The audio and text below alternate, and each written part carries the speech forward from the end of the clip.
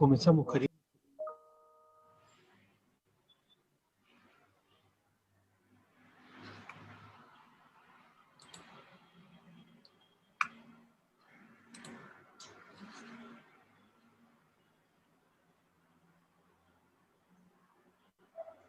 Adelante, Karina, por favor. Muy buenos días, damas y caballeros. Good morning, ladies and gentlemen, distinguished authorities and representatives from the energy sector of the region. For logistical purposes, do note that we have simultaneous interpreting available, both in English and in Spanish. If you want to access these options, please make sure you click on the interpretation icon located at the bottom of your screens. Over there, you can select the language that you want to listen to. On behalf of the Latin American Energy Organization and the Inter-American Development Bank, please be most welcome to the 6th edition of the Energy Week.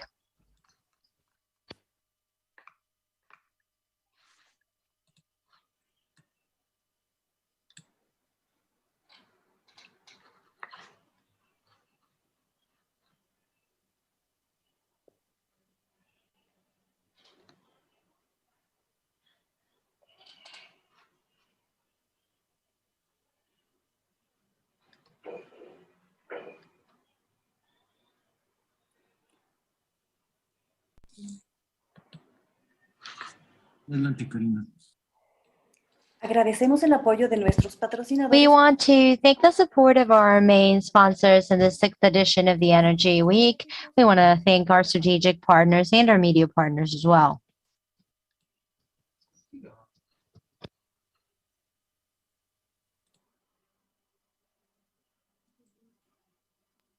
Seguimos, por favor.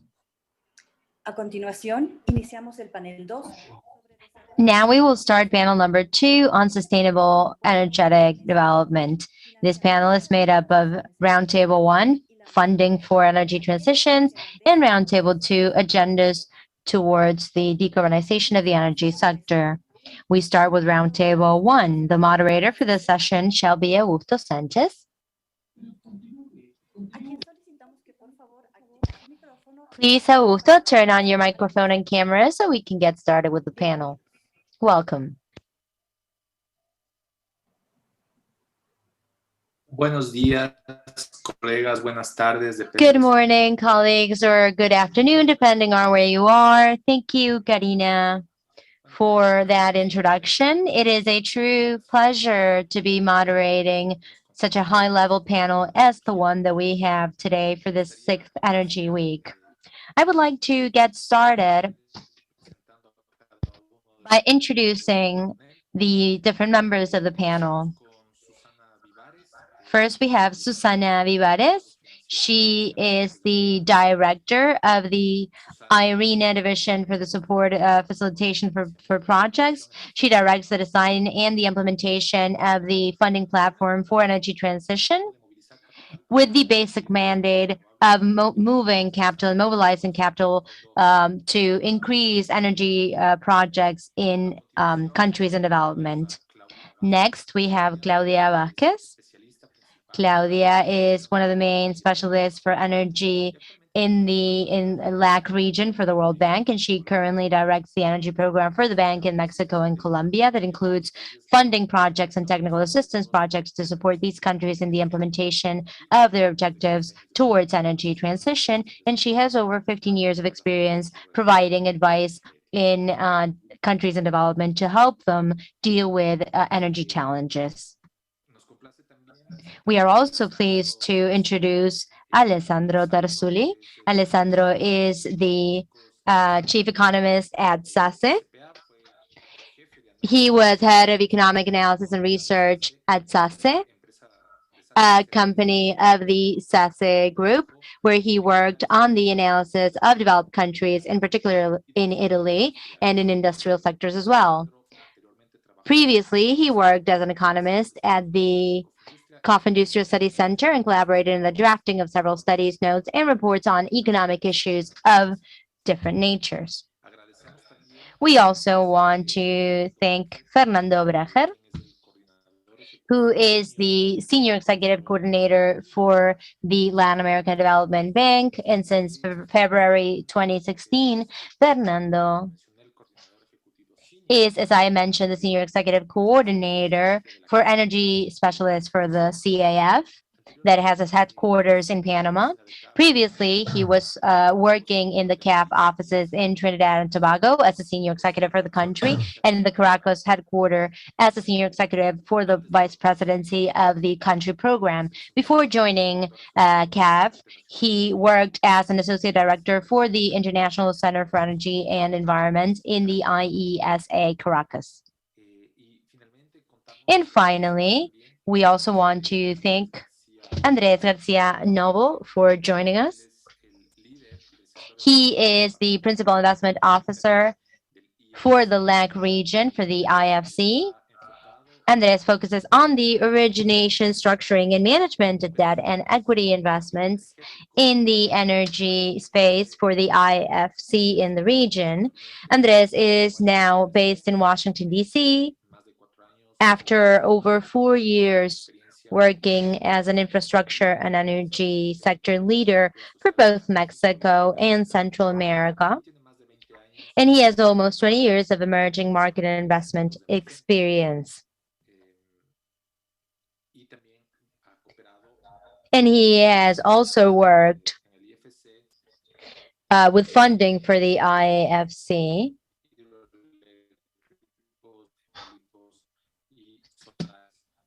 In the areas of oil and gas department, where he completed several transactions. Now, having introduced this experts panel, it is a true pleasure to get started with the discussion for this round table. And I would like to begin going back to the results that we got from the COP26,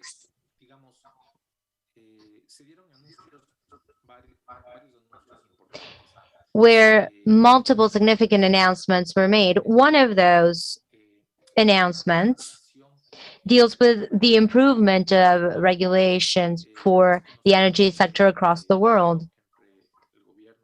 We do know that the collaboration between the United Kingdom, IRENA, and the World Bank, together with the cooperation with the International Energy Agency, have agreed on accelerating the use of renewable energy.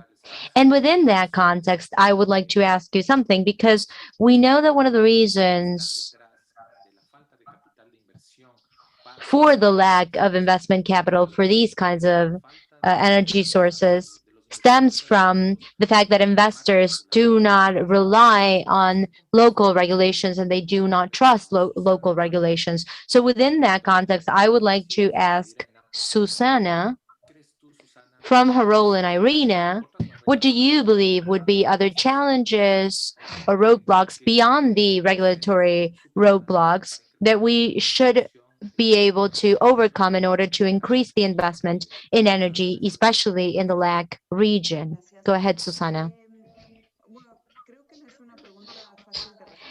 I don't think that it is easy to answer this question, of course, because there are many elements that make it difficult to move capital across the region. As you very well mentioned, regulation and institutional frameworks for trust and stability that are necessary for investors to bring in capital to these regions are an essential aspect to consider. But in the case of Latin America,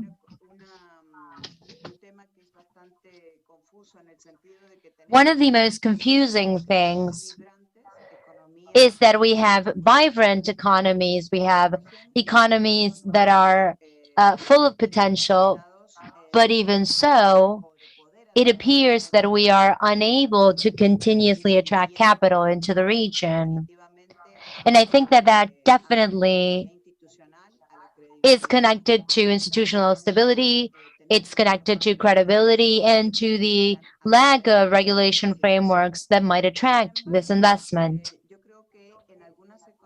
Nevertheless, I do think that for some of the economies of the region, we have seen significant progress. And some of the most typical examples are Colombia, Peru, Chile. At a point, there was the case of Argentina with the Renew program, also with the case of Mexico that initiated a program on renewables. But I do think that there's a joint will across the region to attempt to better to better our energy transition and to mobilize capital.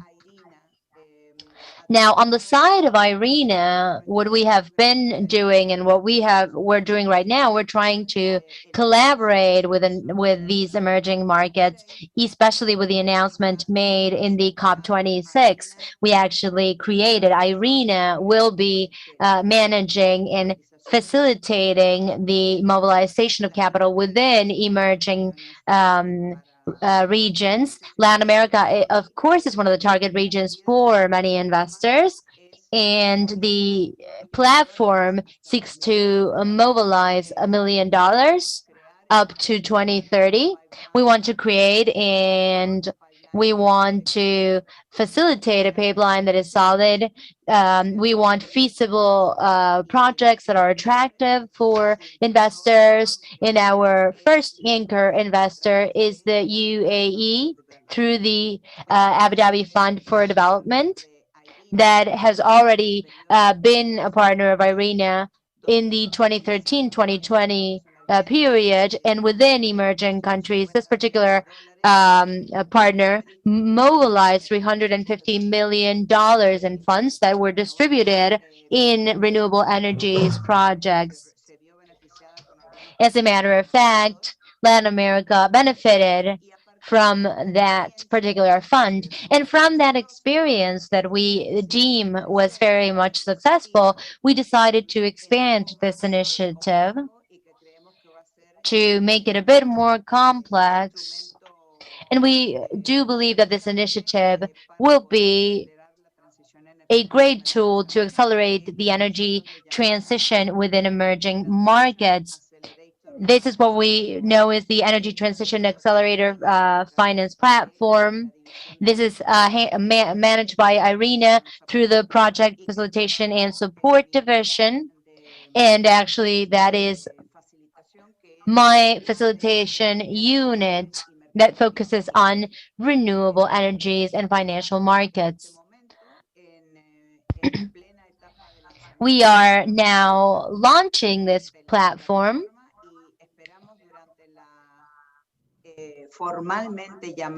And we would like to call for the application for projects during the Abu Dhabi Sustainability Week that will commence during the second week of January 2022. Hopefully, we will get a good number of member countries from IRENA participating. And we do want to foster the creation of an open platform between the market, between public and private funding sectors. And we also want to provide an opportunity for local developers within our markets to access technical assistance and also funding through this platform. Excellent, Susana. Thank you. And thank you for letting us know what you've been doing with this funding. Now, generally speaking, I know that the differences will change from one project to the other, of course, but could you tell us common requirements of this call for projects? That is, what should these projects look like? What are the characteristics that you want to see in these projects? What are the most generic or most fundamental characteristics that these projects should include in order to qualify for the accelerator?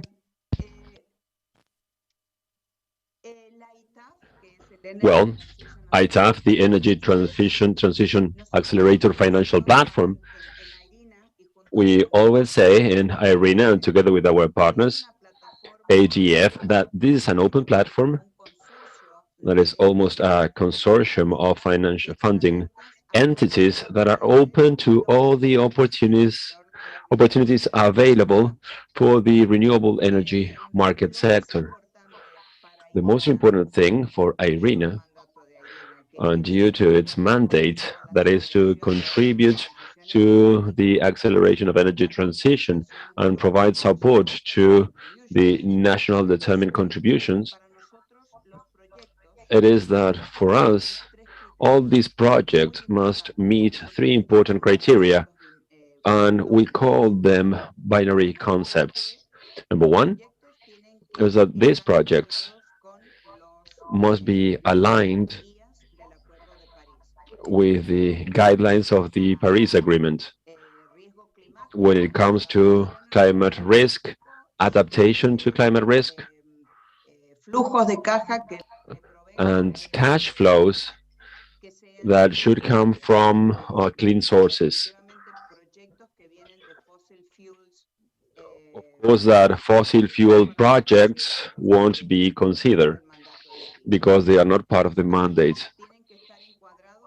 Also, they should be framed within the SDGs, Sustainable Development Goals of the United Nations, and also they should be part of the climate action through the SDGs for each country. Remember that IRENA's mandate asks it to provide support for the implementation of the SDGs, and these are binary concepts. Regarding the projects, there are no limitations to the type of technologies used. We know that each region has its own special features when it comes to energy transition. It's not the same to talk about energy transition in the Middle East, in Africa, or in South America. So each region has a special model that adapts to its conditions. Basically, what we want is that these projects respond to their own regional dynamics. That is very important to us, and to the implementation policies against climate change. On the other hand, I believe that this is what makes the proposal so attractive, is the fact that there are no limitations regarding geographies. I mean, IRENA has 166 members. Those are part of the stakeholders structure, and that provides an opportunity to what we call a global geographical template. That is very important for investors. That's why we don't make any judgments about the place in which the projects will be implemented. In the previous facility, for instance, there were some projects. One of them that was very good was implemented in Cuba. Then there was another one in the small islands. There was another one in small economies in some regions, as well as some other projects that were funded by small, medium-sized economies. The most important thing to us is that knowing that we can have those funds, that we can help them facilitate the capital deployment in the emerging markets in order to contribute to the implementation of the SDGs until 2030. That's why we want to mobilize $1 billion in emerging countries. When it comes to the conditions, and when it comes to the risk profile, the credit profile, or the financial conditions, when it comes to all these terms and conditions, at IRENA, we always say that this is an umbrella organization.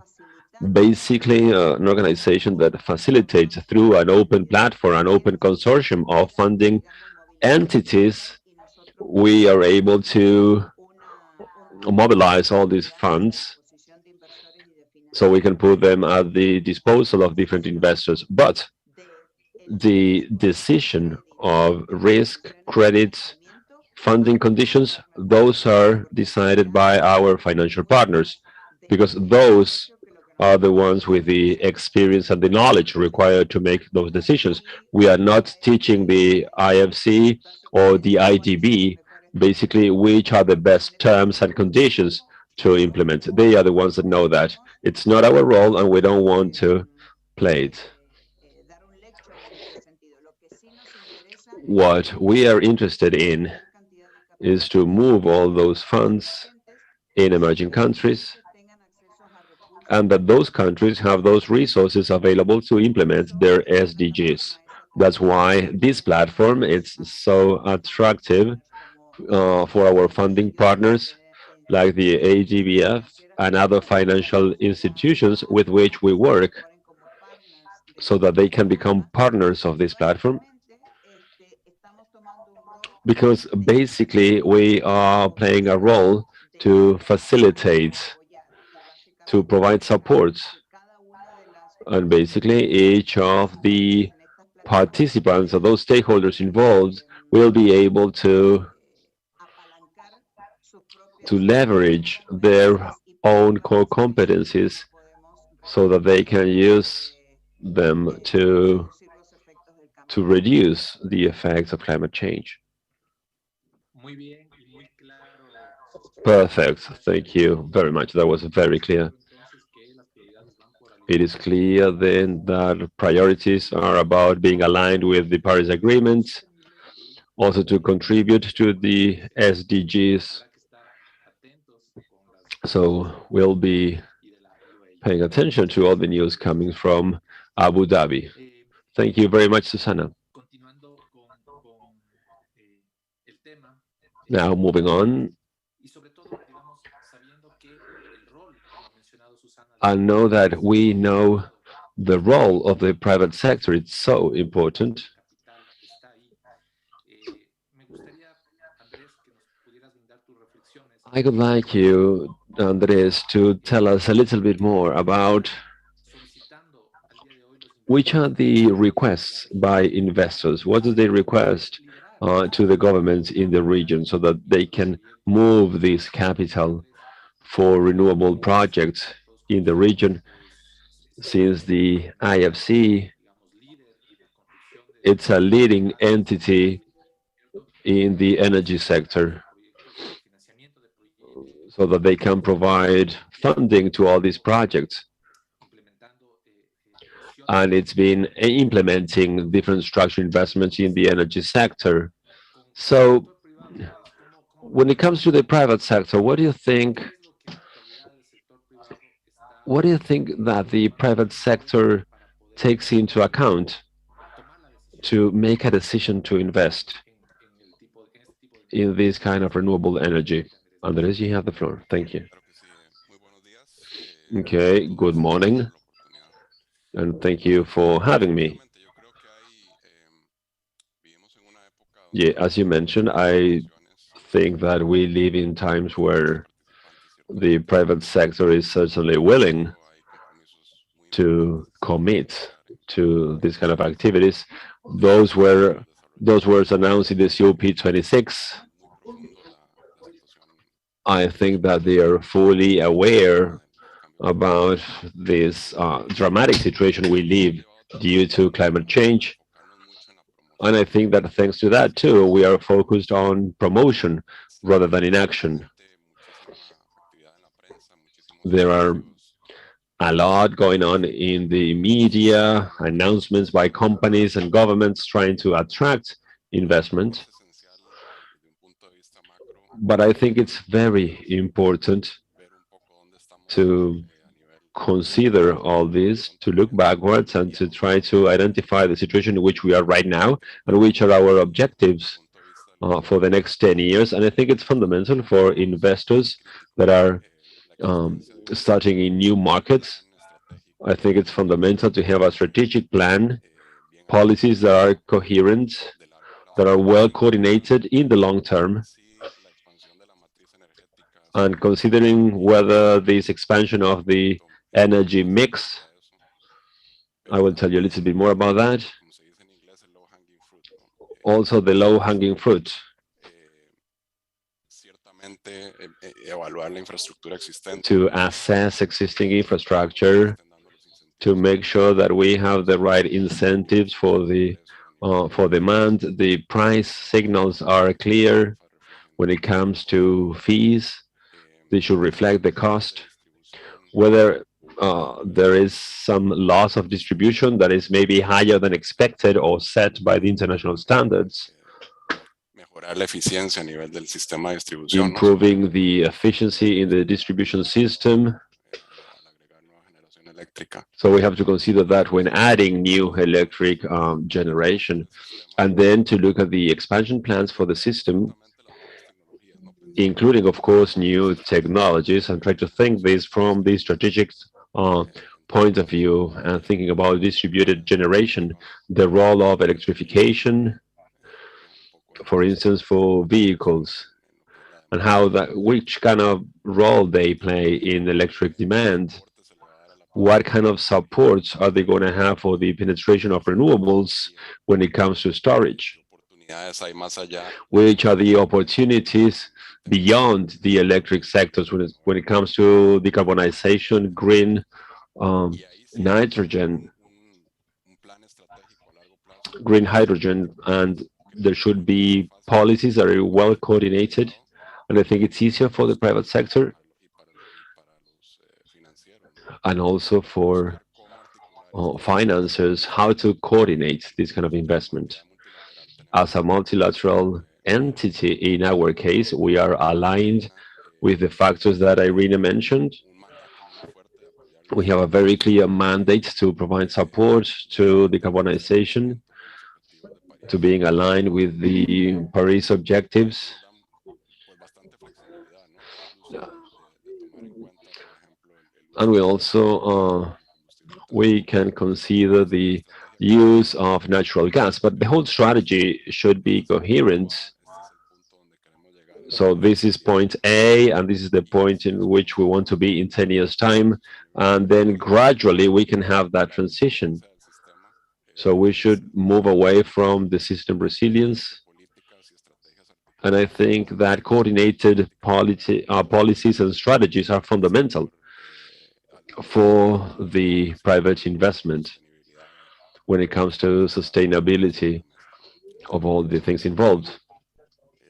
mi percepción personal es que hay And that's my personal muchas buenas opinion. I believe there are a lot of good intentions and there's a lot of announcements in the media, toca un poco pausar y pensar but I think that we need to de esto de una manera make a pause here and try to think how to build all this in a sustainable way, nos dé sistemas energéticos and that effectively provides resilient energy systems and not only focus on cost and decarbonization.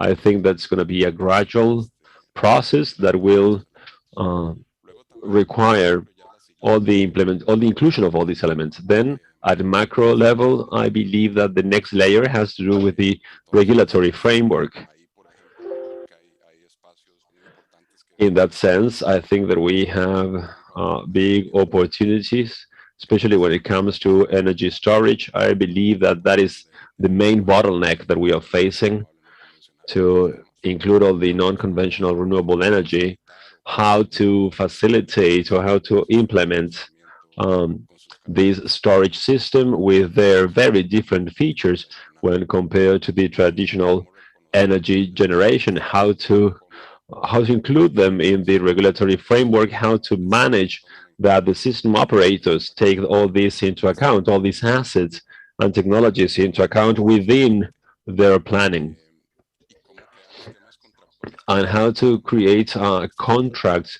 contract schemes that are decentralized. al sector privado, ¿no? Así And a good option for all this is just to let the private sector, for instance, battery storage systems. We are going to be acknowledging different types of payment dándose a este tema. so that the new markets can adapt to all these features. And clearly, there is a role for the system operators. Decir, bueno, sí que tenemos una región They have a role donde el sistema de transmisión es muy where they have to say, okay, we have this region where the penetration of renewables is not that strong. We might think about a system of batteries that might help us regulate the primary frequency. And that's a similar concept to what we did in Colombia. Batteries are a transmission asset.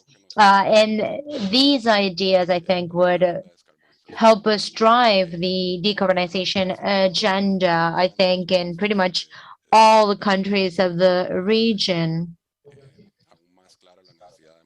especially in those countries where I can see a very clear need to move fast, such as the Caribbean and Central American countries.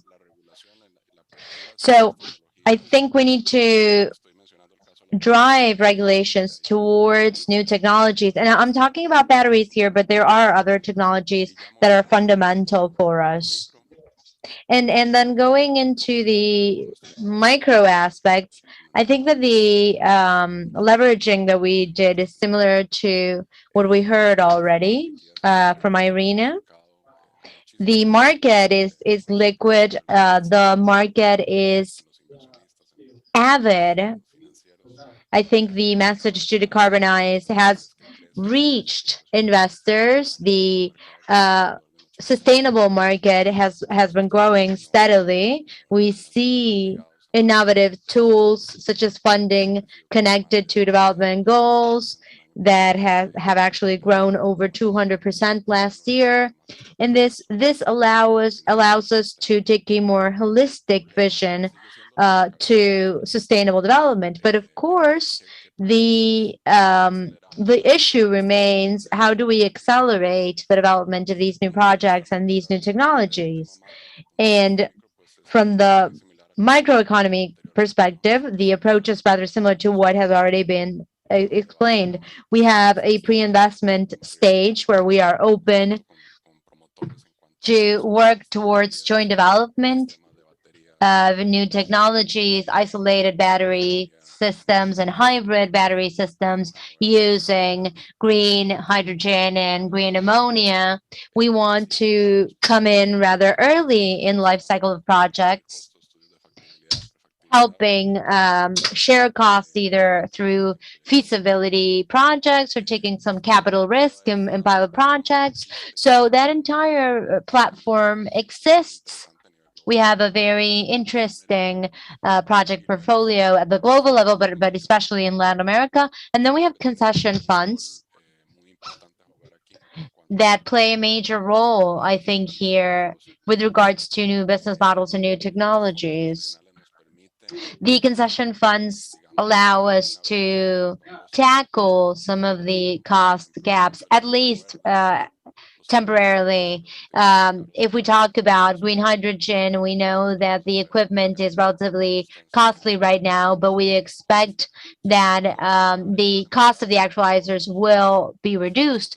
So as long as we know that the cost will be reduced later on, we can use these funds for that as well. And then we also have business portfolios, for example, for SMEs, and we can assign some risks for concession funds in order to facilitate and accelerate the development of these kinds of businesses. I think that in general terms, that is our vision about this. Thank you, Andres. That was a very clear answer. And what you were saying is rather logic. I mean, the vision of investors is, okay, let's get our affairs in order. And the challenge, of course, is big because in the energetic development of Latin America throughout the years, problems persist. We have loss in distribution, issues with infrastructure. Some of the infrastructure is becoming obsolete. We also have distorted markets that have an impact on the cost of the services. So I do think that it makes sense to first get our affairs in order before investors come in with their capital. And of course, the energy transition that we have ahead of us brings with it many opportunities, but requires, of course, innovative innovation and innovative funding mechanisms. So how do you think, because as a result of the COP, we know that countries have committed to strengthening their transition. So how do you think the private sector is taking in this message of knowing that the different countries will be strengthening their NDCs? Is this something that the private sector looks at avidly, or are they looking for regulations to strengthen before that? What is this message of the COP received by private No, investors? sin duda creo que es un tema bien visto. I think undoubtedly they're looking at this positively. I mean, the strategic alignment is fundamental. Son compromisos However, piedra, ¿no? nothing is set in stone. Y siempre y cuando uno vea que hay progreso, So I mean, these are commitments that are undertaken, but of course we need to see changes in the regulation and in legislation. donde uno empieza a ver So once un esquema coherente, investors start seeing a cohesive progress in those areas, en su lugar, things seem to fit siento que eso sí and fall in place. And of course, that inversionista privado. helps investors grow more avid. No, creo que es fundamental que se den esos cambios But those changes, those tangible changes, a largo plazo, ¿no? those binding changes need to Rango de ley, happen. They need to become regulations and laws. And we also need to be there needs to be a cohesion in the changes in the regulation in the long term. And beyond that, as I mentioned at the beginning, y muchas buenas intenciones. intentions are good, Como dicen, pelando la cebolla, ¿no? but Segunda, we also start moving into the next stages. donde creo que los inversionistas And finalmente I think the devil is in the details, and investors definitely will grow more confident if those details are taken care of. muy buenos ojos So I mean, I resultados del COP26 I see the results of the mixta, COP26 as something positive, but there are mixed signals, though. I think if the private sector starts taking an even more active role estrategias, within its own corporate strategies por ejemplo, los vehículos eléctricos, for, I don't know, el sector electric vehicles, for example. We also see a more active role of the financial sector. But again, I think at the government level, it is fundamental for there to be policies, regulations, and strategies that are cohesive and that provide a comfort for the private sector to know that this is sustainable in the long run. Perfect, Andres. Thank you. We are pleased to know that the IFC is preparing itself through innovative financial mechanisms to deal with this transition. The private sector knows that within the IFC, they have a key partner that will be helping the sector implement these projects. And of course, this framework and this context becomes more attractive for the entirety of the sector. So thank you for your reply. Now, going back to the funding of projects, we have spoken about the challenges, about the preparation that the private sector is now looking into. But I would like to hear what Fernando Pranger has to say as a senior executive coordinator for the CAF, for the Latin America Development Bank. I would like to know, Fernando, your vision about how the organization is planning to move these funds, especially in light of the announcements of the COP that discusses the mobilization of third-party resources, and specifically focusing on innovative financial mechanisms such as the emission of green bonds or green funds that might promote these strategic alliances to align the work between the government, civil organizations, and civil society. And of course, we were all listening closely to the CAF announcement to mobilize $25 billion for the green recovery in the next 5 years, which might mean an expected mobilization of 5 billion a year. Is that so, Fernando? What can you tell us about this? Go ahead. Thank you, Augusto. In the last COP26, we did make the announcement of $25 billion that will be used for projects that can contribute to the conservation of biodiversity, that contribute to climate change, that contribute to the energy transition, among other areas. And these $25 billion come from the funds of CAF, but they also come from multiple CAF partners as well, and from other possible investors as well.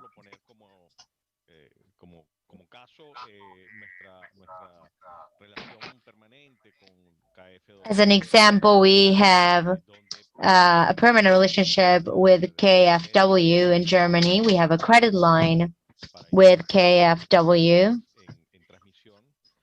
for transmission investments. And that example really might show that there is an impact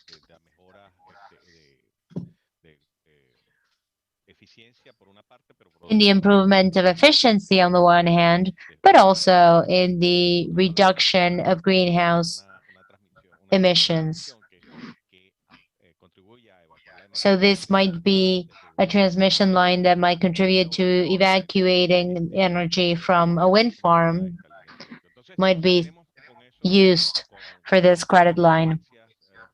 So we have a long-standing cooperation with multiple agencies, and we manage credits with them. Now, I think Andres mentioned something essential for us, and that's that we need to understand where we stand. In general terms, I would say that Latin America has a rather green energy mix. That's a positive starting line, because that is the region has the greenest energy mix in the world, but our transmission and distribution systems are not robust enough. And this is something that Andres also mentioned, and that is that if we have systems that are still weak, that require further investments, that require further improvements, we can hardly bring in technologies for the intermittent supply of energy.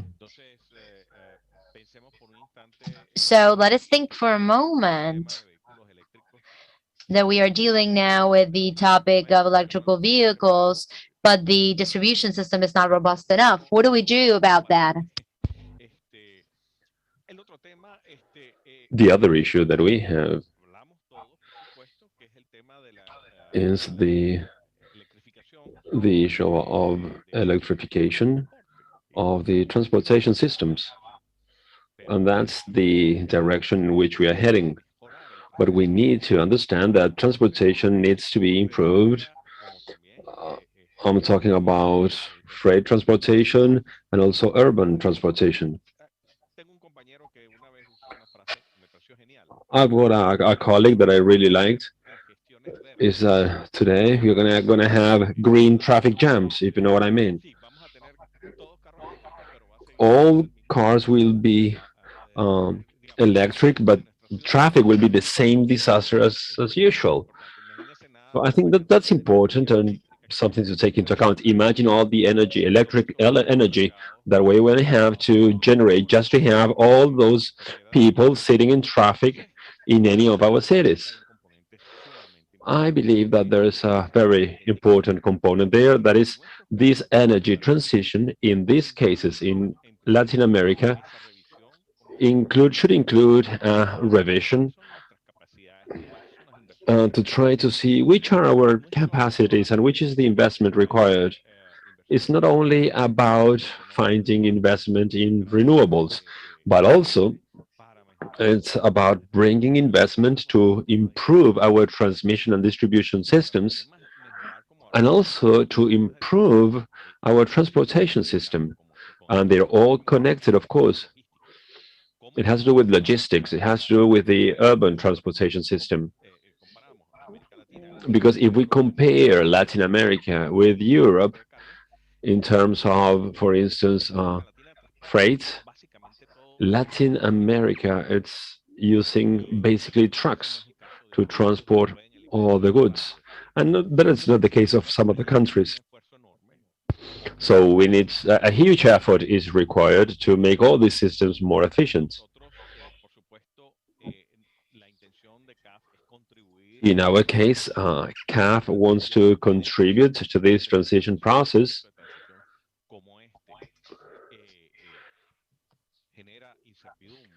This transition, of course, that generates and creates some uncertainties. We need to contribute to the whole process, and something that is very important to the region. We have some countries in the region that are suppliers, very important suppliers of, for instance, fossil fuels. What's going to happen with those investments? What's going to happen to income generated by these activities? So we need to go over all this situation and try to think a way of implementing this transition in these countries, because that's been for many years their principal income. So we need to see how this oil industry, all this gas industry, how can we include them in this transition? First, to reduce emissions, as in the case of, for instance, methane. I think that this topic should be studied by all the national companies that work with oil and gas. There's room for improvement, for sure, when it comes to the impact generated by greenhouse gas emissions. Additionally, also, for instance, in the case of Colombia, now the oil company is adding ISA in its portfolio. That is probably one of the largest companies in the region regarding transmission. So now we have these different approaches where oil and gas companies start to include in their portfolios activities that are more related to renewable energy generation.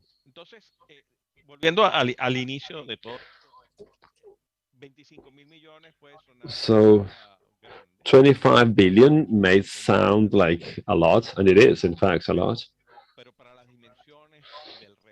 But if we consider the size of the challenge, it's not that large. That's why the private sector here is crucial. And just to give you an idea of the magnitude of all this, the energy mix of the whole Latin America and the Caribbean implies that approximately 12–13% of all that energy is electric energy. They have stated that by 2050, approximately 50% of the total energy used should be electric. Imagine that challenge. That is a huge one. We're not only talking about electricity, but it should be clean also. So to fulfill that objective, we need clean generation, but also transmission and distribution systems that are robust enough to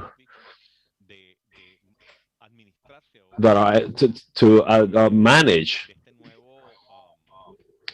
all this energy within this new system, where we have several stakeholders involved,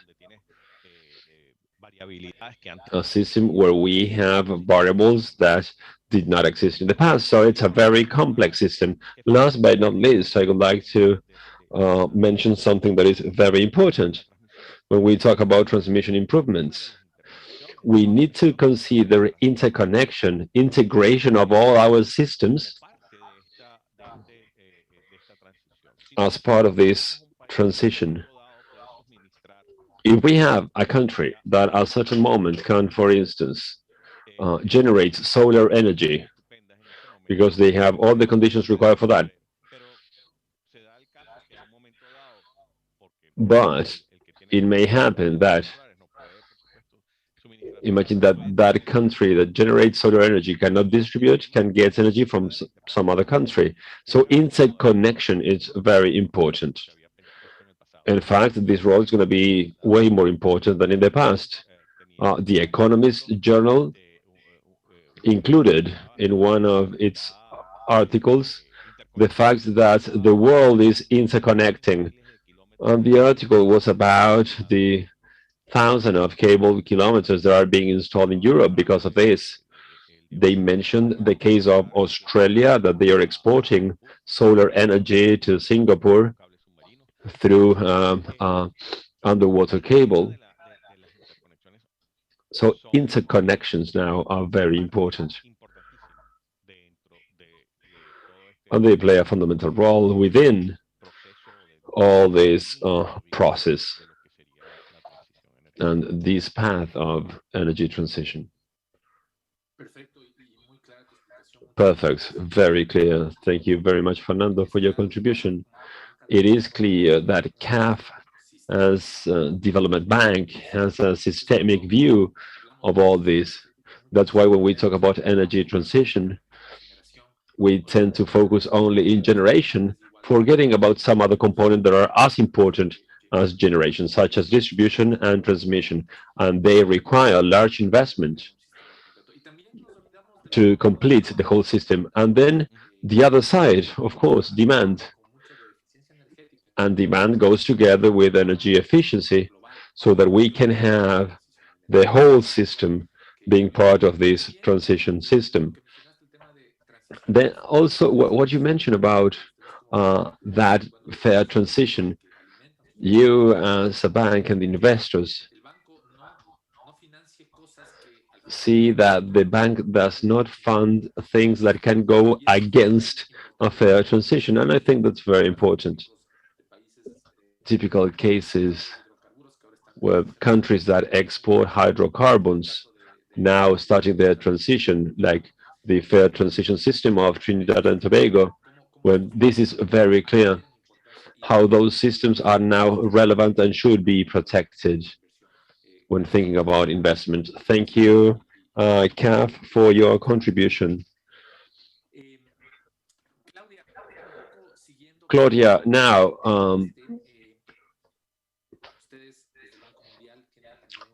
at the World Bank, you also have a very interesting approach to all this.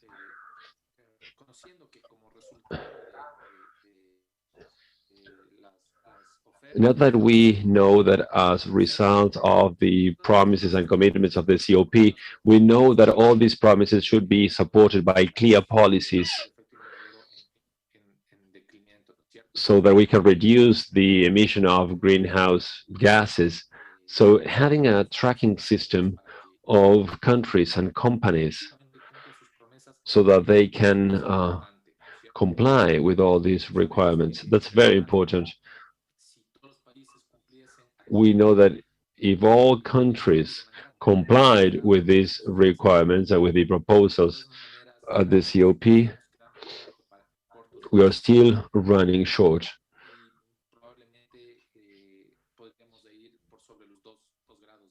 and probably we're going to go beyond 2 Celsius degrees, probably 2.1. We know that there should be some tracking system in place. And in this sense, Claudia, how these environmental commitments at COP, are all these commitments go together hand in hand with some systems from the bank? How can the bank improve these commitments and promises that took place at the COP? Thank you very much, Augusto, for the opportunity. And I agree with the previous speakers that I believe there are a lot of good intentions in the region and at global level to accelerate the energy transition in the continent. I believe we are going through a critical moment, and it is important to make the most of these opportunities,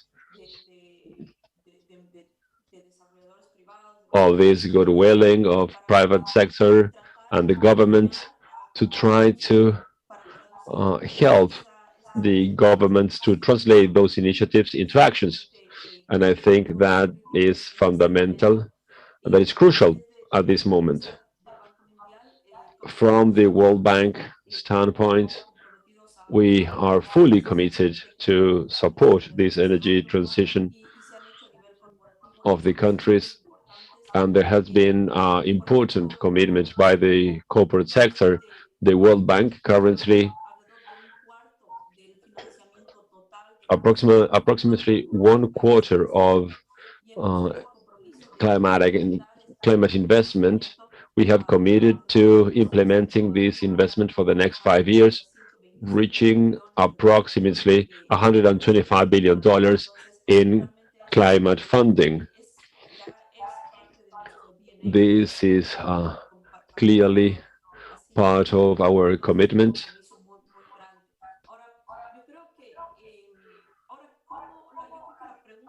And I think that the question we should ask ourselves is how to transform all this into action.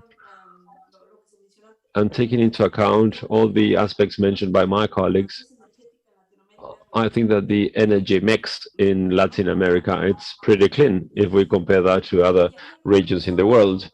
And I believe it is very important to have a long-term vision on how these countries are going to implement this energy transition, even though in the electric system, for instance, there's a large part of electricity and low emissions. Now the new goal is for the electric sector to contribute to the decarbonization of other sectors of the economy. Specifically speaking about is the transportation system, providing hydrogen technologies so that we can decarbonize industry, and that is one of the hardest sectors to decarbonize. And I think that is the challenge we are facing when it comes to transition in Latin America. And the good thing about this is that I believe that within the continent, we have significant resources of non-conventional energy, and I think that many countries in the region have been able to prove the competitivity of the wind and solar energy that are financially feasible today. So I believe we need to have a long-term vision within each of our countries.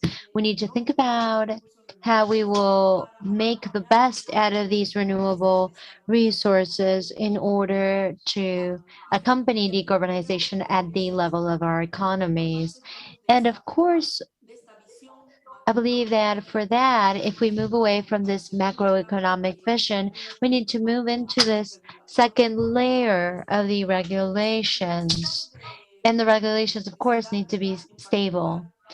In particular, in the electricity sector, what we see is that the World Bank is providing technical assistance for governments in what I would call the second wave of electrical changes that will provide a grand scale transformation of intermittent energy. And I think that we need to focus on market design and on ways to provide market mechanisms that might help us manage intermittence, providing more flexibility.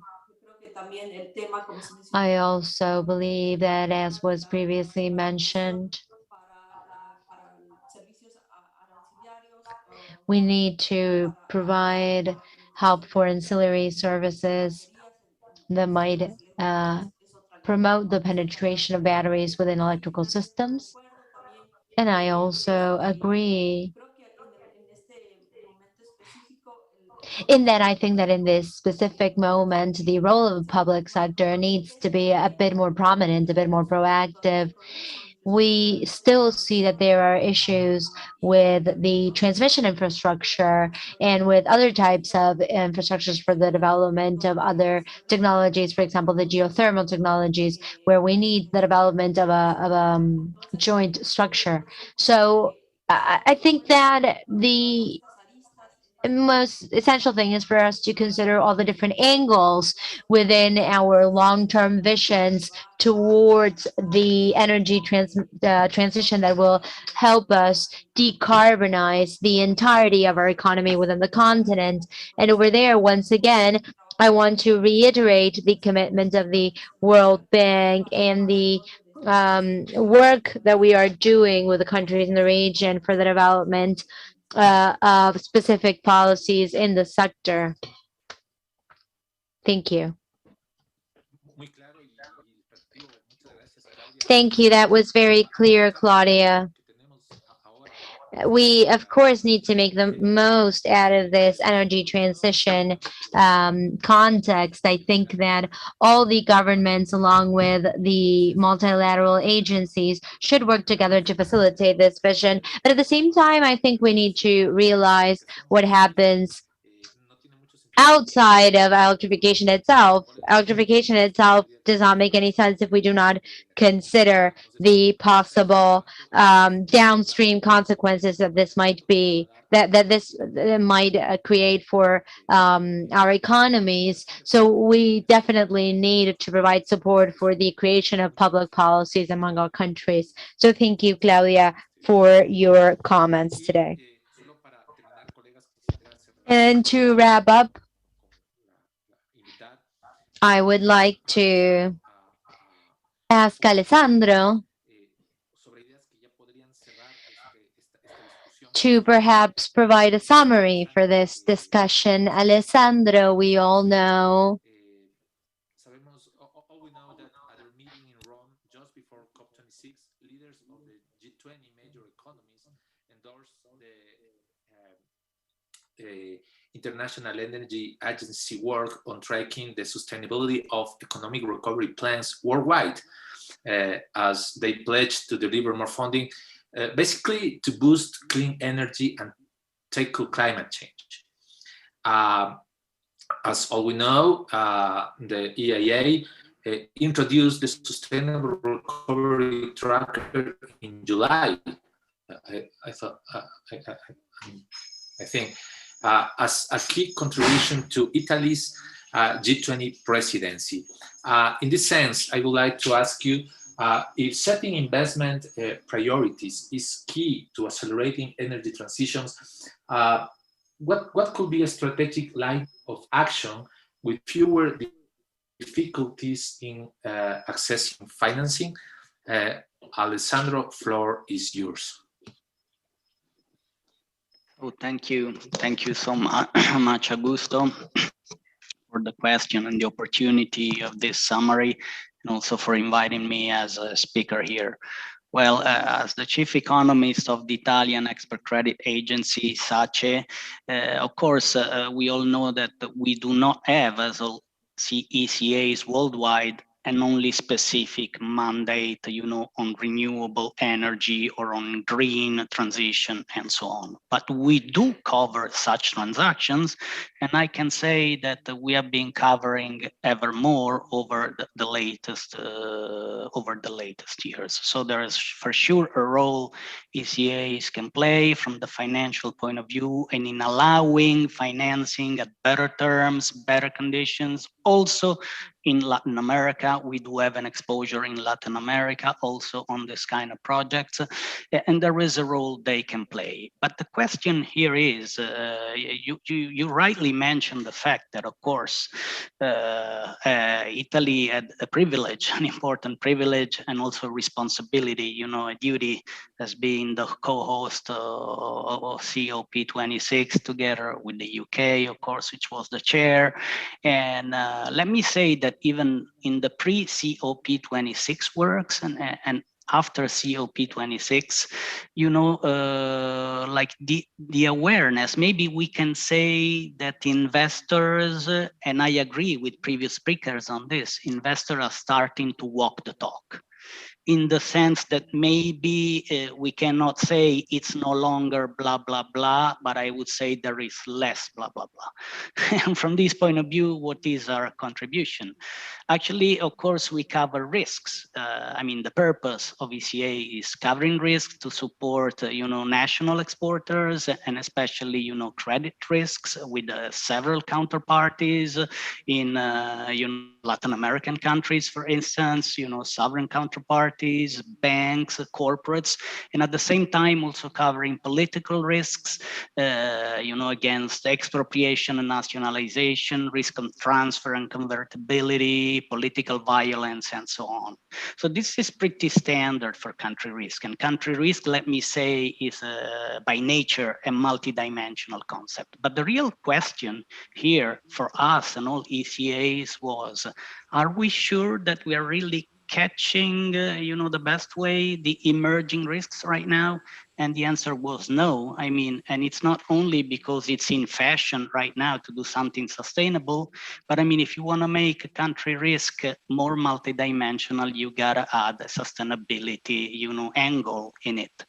And so we underwent, together with Enel Foundation, which is also one of the main sponsors of this discussion today. Of course, no need to say who Enel is, one of the largest worldwide power corporates, very well known in Latin America as well. So we underwent a research project, which is in order to produce more dimension to our country risk assessment analysis. So one of the first, one of the main pillar, the first pillar we built on our country risk model was a pillar in order to catch, sustainability from the point of view of climate change risks. And from this point of view, I don't want to get too technical about it, but we produced estimates on the probability of default at the country level for 200 countries worldwide, based, of course, on updated data. And not only in general, as a general indicator, of climate change risk, but we produce this indicator by single event. And so by single event, I mean considering the dimension of the risk of overheating or better heating, the hydrogeological risks, and the exposure, of course, to natural calamities, storms, and so on.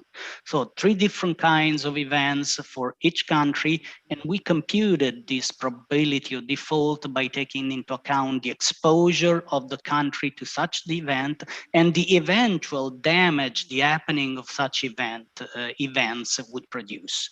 Of course, we have done so by keeping into consideration 3 time horizons. So there is like kind of point estimates right now. Of course, well, not right now. The exercise was done last year, so in 2020.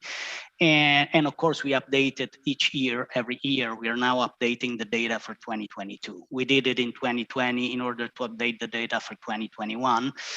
And and then we have also a horizon at 2050, 2100. So the idea is here of assuming if policies are unchanged, what are going to be the risks. And this is really interesting because specifically in Latin America, we turn this probability of default into, a score system from 0 to 100 in order to make it a little more accessible, where 0 is minimum risk, 100 is maximum risk. So the average for Latin America's countries, let's say, is around 30.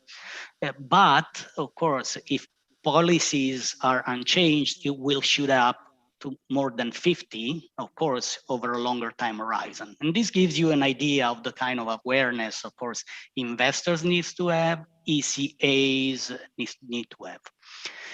This is so the first pillar, one of the main pillar of our new, sustainability metrics into our country risk assessment. But as the pandemics has taught all of us, one of the important lessons to be learned, we are still learning it.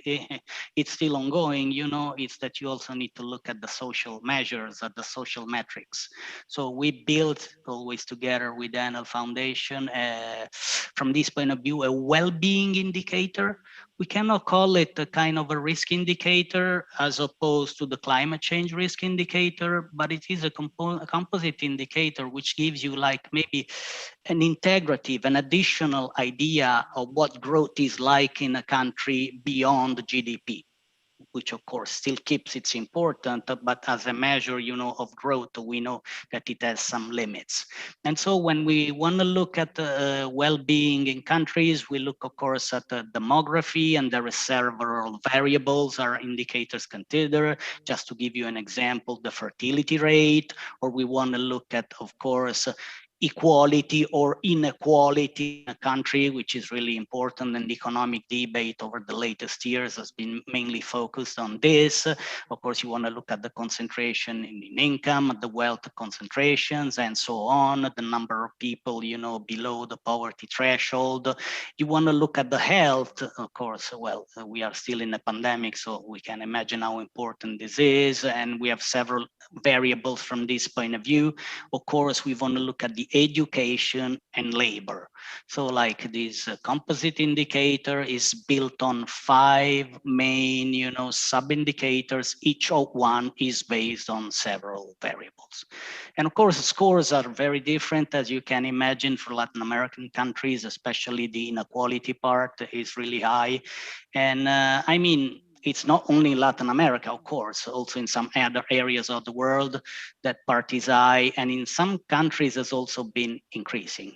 We also know that that is not only a problem for emerging economies or developing economies, it's also a problem within economies in advanced economies. Just consider the United States or maybe Italy itself, just to give you an example. And then as the third pillar and third final pillar, of course, you want to have like a green measure, the climate change. You want to have the social well-being, but you also want to have an idea of the status of how the transition is ongoing. So we have a composite indicator on the energy transition for each country in the world. And again, here we have 5 domains that we consider. And in order to, trying to assess as a component of country risk, let's say the energy transition component. So we look at 5 domains, as I was saying, at the fossils and the dependence of fossils. So you want to look at variables like the proved reserves of gas, proved reserves of coal or oil, but you also want to look at the emissions. And we have like very, very updated data from the World Bank, of course, here that we consider, or the use or adoption of renewables. And we have IRENA and World Bank data here, just to mention also some of the speakers in this panel today. But last, you want to look at the efficiency of the energy system and the rate of electrification of that system. Of course, I hope this is a comprehensive idea of the work we have done. We updated, of course, every year. And I want to conclude because I know we are running out of time, so I don't want to keep the people for too long here, Augusto. And so basically, two are the targets. We wanted to raise the awareness on this part of the world. It's an afternoon here in Rome today, and it's pretty sunny, but we wanted to raise the awareness of investor, exporters, constructors, contractors, when they invest in Latin America, of the kind of risk they can find. But we do this not because we want to give them we want to discourage them to do it. We want to encourage them to do it in a conscious way. And of course, ECAs are there to play the role, and not only ECAs. At the same time, we want to invite these countries, for instance, Latin America ones, to be transparent on this, because the more data and the more reliable this data is, and the more it gives you the idea of how the energy transition is important, of how high or moderate it can be the climate change, and how important investments need to be attracted to these countries. So of course, we know that there is a lot more work to do. We know, of course, it cannot be, comprehensive of everything, but we hope that we're given a little contribution with this work together with Enel Foundation. Thank you.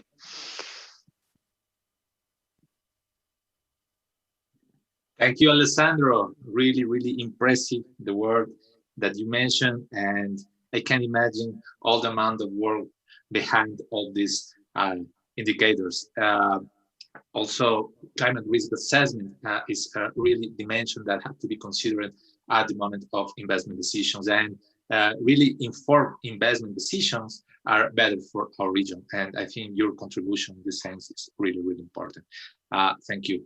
Me gustaría agradecer a todos los participantes. Now I would like to thank all the participants. As Alessandro mentioned, we are behind schedule. I think this conversation was very interesting to get to know the concerns of the different area of work, the banks, the private sector, or from IRENA, how all these can help to create the right environment for investment in Latin America.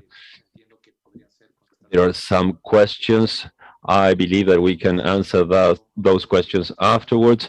It's been a pleasure to moderate this activity, and I would like to thank all the participants. Karina, now you have the floor.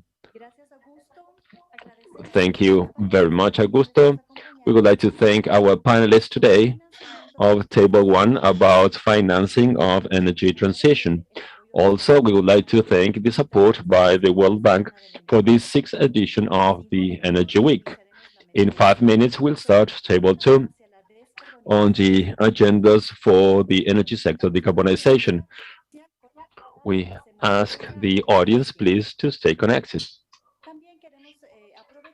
Also, we would like to thank all those connected via Zoom on our YouTube channel. We'll be back at you in 5 minutes. Thank you so much again. Bye.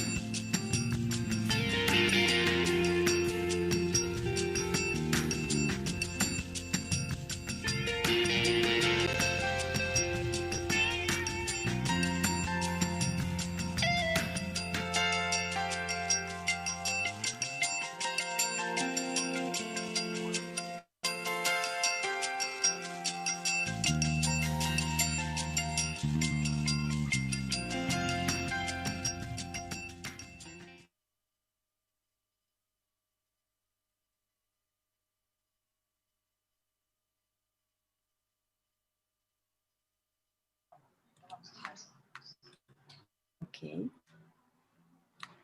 Me sorprendió.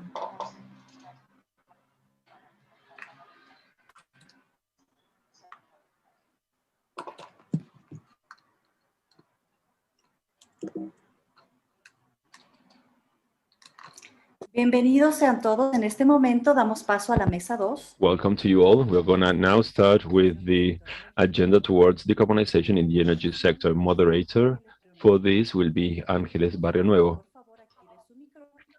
Please, Ángeles, turn on your mic and camera so that we can start. Thank you. Thank you very much, Karina. Thanks, everybody, for having me. It's a pleasure to be here today.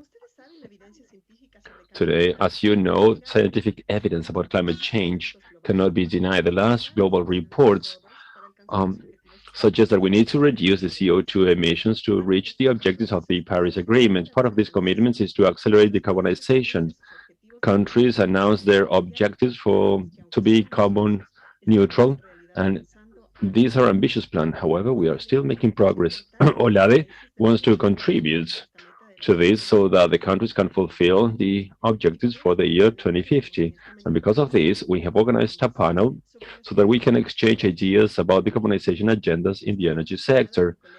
Today, I will have colleagues from Colombia, Dominican Republic, Brazil, Panama, and Chile that will tell us about their experience in their commitment, the strategies to be followed to promote clean energy and non-conventional energies, also the challenges that they face when stopping using fossil fuels, and how to implement all the innovations and changes in each of their countries to face these challenges.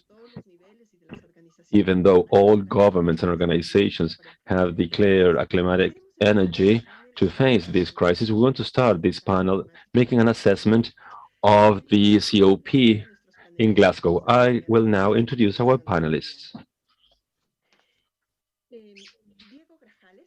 Diego Grajales is the coordinator for climate change in Mines and Energy Ministry in Colombia. He's an environmental engineer specialized in energy management with experience in research, analysis, and evaluation of environmental issues, climate change, and energy systems. In the last years, he has participated in the construction and implementation of the climate change policy of the mining and energy sector. From the public sector, he managed to coordinate the issue in the Ministry of Mines and Energy of Colombia. Also, in the private sector, he has worked in the Colombian Association of Electric Power Generators. All this allowed him to represent the energy sector at a national and international level, where his participation in the intersectorial participation commission is very important, and also in the 25th session of the United Nations Framework Convention on Climate Change. Welcome, Diego, to this panel. Also, Ernesto Acevedo. Ernesto Acevedo is the Renewable Energy Coordinator of the Ministry of Energy and Mines of the Dominican Republic. He has worked in different technical positions and project development in institutions of the energy sector in the Dominican Republic. He is an electromechanical engineer, graduated from the Universidad Autónoma de Santo Domingo, and has a master's degree in renewable energy technology, among other technical studies, certifications, and specialties in energy efficiency, electricity markets, regulation of energy markets, among other. Gustavo, nice to have you here today.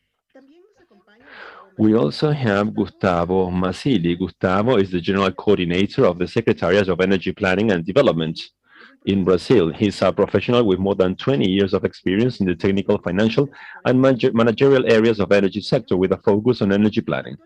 He is currently the Federal Auditor of Finance and Control, acting as General Coordinator of the Department of Information and Energy Studies of the Secretariat of Planning and Energy Development of the Ministry of Mines and Energy of Brazil.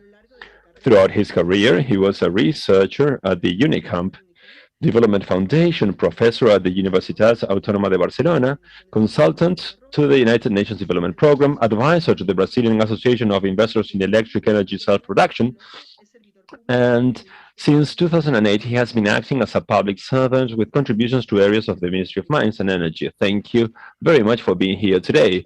We also have with us Carlos Barria is the head of the Division of Energy and Environmental Policies and Studies in Chile. Carlos is an electrical engineer and master's degree from the Pontificia Universidad Católica de Chile. He's got 17 years of experience in public and private organizations. He has led several strategic projects for Chile's energy sector, such as the Carbon Neutrality Plan, the Green Hydrogen Strategy, long-term energy planning, and the updating of the National Energy Policy. In addition, he's been an academic in several Chilean universities. Thank you very much, Carlos, for being here today. Rosilena Lindo is our last speaker and is the National Undersecretary of Energy in Panama. Rosilena is the National Undersecretary of Energy and was Senior Regional Energy Expert and Project Manager of the Solar Water Heaters Market Development at the United Nations Environment Programme Regional Office for Latin America and the Caribbean for 3 years. She served as Energy and Climate Change Advisor to the Ministry of Environment of Panama and was Director of the Climate Change at Mi Ambiente. She was part of the ACP engineering team in the Panama Canal expansion. She's a civil engineer, master's degree in technology and natural resource management in the tropics. She's been the chair and vice chair of the Latin American Clean Development Mechanisms designated National Authorities Forum. She has also worked with the agency in Franconia, Germany. Thank you very much for being here. As you can see, we have a panel of experts with a lot of experience in the region, and that's why I would like to talk with you. I'm going to be asking you several questions. I would also ask you to mind the time so that we can give opportunities to the other speakers. I would like to start with you, Diego. I would like to start about the promises that took place in Glasgow. Do you think these are enough in order not to comply with the objective of 1.5 Celsius degrees? Thank you. Good morning, Angeles. Your question is how to put it. It's very important and difficult. It's hard to answer. I believe that we are facing two big challenges. First, the climate change challenge, the short time that we have, and also the development conditions that our countries have, especially at this moment when we are leaving the pandemic behind and the deficit that we have in the global economic system. In Glasgow, there were a lot of hopes to make disruptive decisions to get rid of carbon and thermal stations. But mainly, I think that that was not the best option for the reasons I have just stated, for how we need to work on the industry to recover after all these years. But I do believe that we have very important goals that were set. Many countries promised to be carbon neutral. The fact that we reduced the emission of methane by 30%, also to promote the ambition of the SDGs. Countries such as the States, for instance, they are once again part of the discussion and leading these discussions. And I think one very important step, especially for countries such as the Latin American ones, is that commitment to reducing deforestation in the coming years. I believe that those commitments and those goals that were set in Glasgow, even though scientifically we know that they are not enough to reach that 1.5 Celsius degree objective, I think it's a good start so that in the next years we can achieve better results with more disruptive changes. And in order to make it short, I believe that there's still a lot to do. We need to accelerate several processes, but I think I think that Glasgow provided new opportunities. We saw that the private sector and the industrial sector are taking ownership of all this process. In Colombia, for instance, we launched the comprehensive plan for climate change that is very specific for the mining energy sector. And I think that this will go hand in hand with the national policies.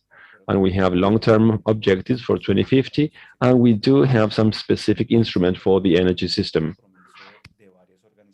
And this was also accompanied by the commitment from multiple organizations, from union leaders, from the hydrocarbon, electrical, and gas sectors, did give us a clear sign that this is something that we need to work on together. So I think that Glasgow was a great way for us to see that we needed to adopt to the context, but also that we needed to make changes, of course, considering the needs of our own countries. So that would be my answer. Thank you, Diego. I think you brought something up that is important for our countries, and that's what will happen in the post-pandemic context. And going back to Glasgow, it's not just important for us to know the general undertakings, but also the undertakings of each country. And I think we need to analyze what is happening and what will happen in the context, in the post-pandemic context. So Ernesto, I would like to ask you to tell us a bit more about the perspectives that you have on this point from the Dominican Republic.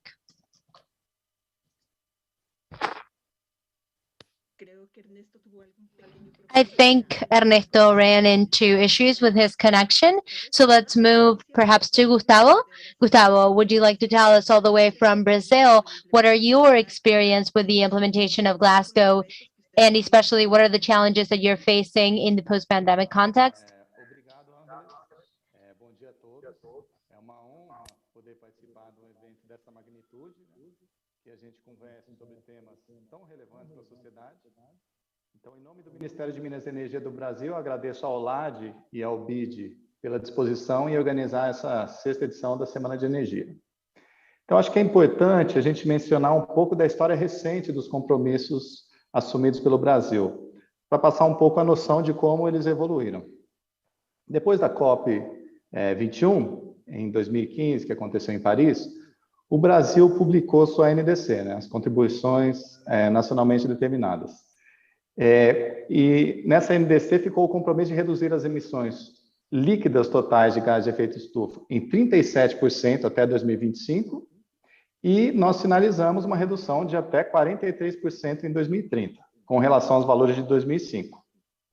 Depois, em 2020, depois da Convenção Quadro das Nações Unidas sobre Mudança do Clima, nós reafirmamos o compromisso de 37% para 2025 e assumimos oficialmente o que a gente havia sinalizado anteriormente, que era o compromisso de 43% até 2030. À época, o Brasil também tinha se comprometido a alcançar a neutralidade climática, ou seja, as emissões líquidas nulas, até 2060. Em 2020, nós assumimos isso. E, no entanto, nessa última cúpula do clima, que aconteceu em abril desse ano, o Brasil ele antecipou esse compromisso de neutralidade climática para 2050. Em Glasgow, o Brasil ele reafirmou esse compromisso da neutralidade climática até 2050 e ainda ampliou a ambição de redução de emissões em 50% até 2030, ou seja, o que a gente planejava 43% até 2030, nós ampliamos para 50%. Além disso, nós nos comprometemos a reduzir o desmatamento ilegal até 2028, e apoiamos a redução global do metano.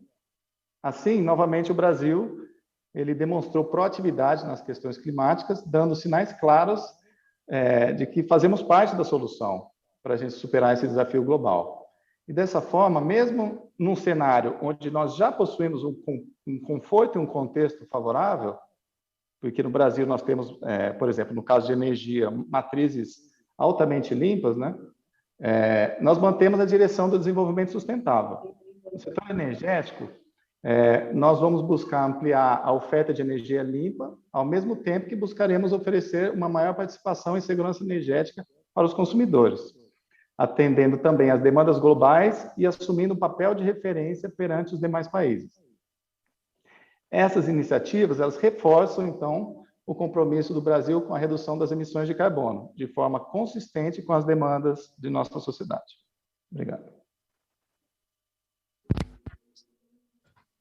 Muchísimas gracias, Gustavo, por compartir. Thank you, Gustavo, for sharing the challenges that you can see within Brazil for the Glasgow undertakings. I see that Ernesto has joined us once again. Welcome, Ernesto.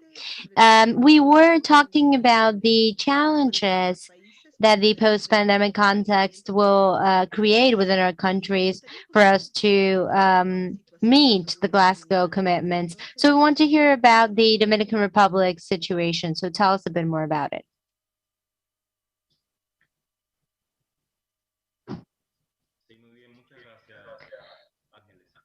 Thank you, Angeles. I'm sorry, I ran into connectivity issues.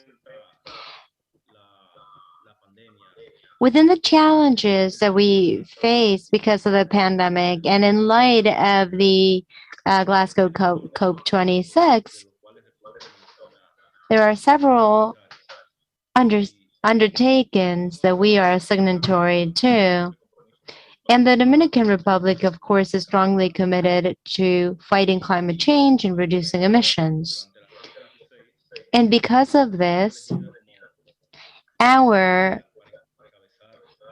country was chosen to be the ministerial representative to present multiple subjects in bilateral meetings. And our commitment is focused on the reduction of the use of carbon and to remove subsidies for fossil fuels in order to reduce the temperature of the country, to duplicate funding for climate, because our countries, the insular countries such as Dominican Republic, are very vulnerable. And we also want to foster recoveries in terms of loss and damages caused by climate events. And we want to also provide technical assistance for less developed countries. We are also creating a new roadmap that includes funding for the agro-industry sector. And we also want to work in the transfer of knowledge. As a regional measure, we are also part of the United States Energy Pact, and we presented an initiative for renewable energies in Latin America and the Caribbean. And our main objective is to accelerate the carbon neutrality of the electrical sectors of Latin America and the Caribbean by improving the resilience and competitivity of the sector, improving green jobs, improving the quality of air and the health of our citizens. And we have a regional goal of achieving at least 70% of renewable energy penetration by 2030. And in the case of Dominican Republic, we want to reach 30%.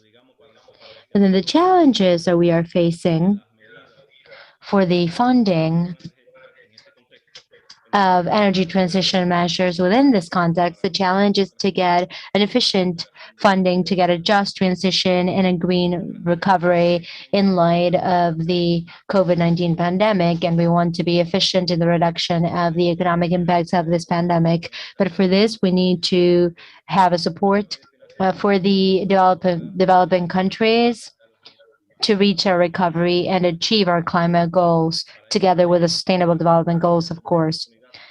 For that, we need to create a unique opportunity to set the basis for a green, resilient, inclusive future. But for this, we need to find an urgent way for insular states to get new earnings through the substitution of fossil fuels and the use of renewable energies. We do not only believe that we need to fund low emission energies, but we also need to focus on the energy planning for the transport systems as well. We need to innovate at the technological level, revitalizing the energy sector, and provide critical new structures for energy storage. These are the things that we have been doing in Dominican Republic. Thank you. Thank you, Ernesto, so much for sharing information about your country. It is very interesting to see the contrast between the challenges that we have in Brazil, the challenges that we have in Dominican Republic.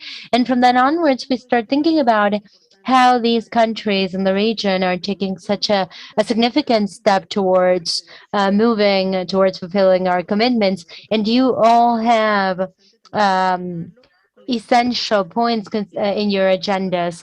But I would now like to hear about Rosilena and about Panama. I want to know what you are doing in your country. What are the elements that you are considering in order to meet the Glasgow commitments. And especially, I want you to tell us, considering whether or not the pandemic has accelerated or decelerated your compliance with these commitments.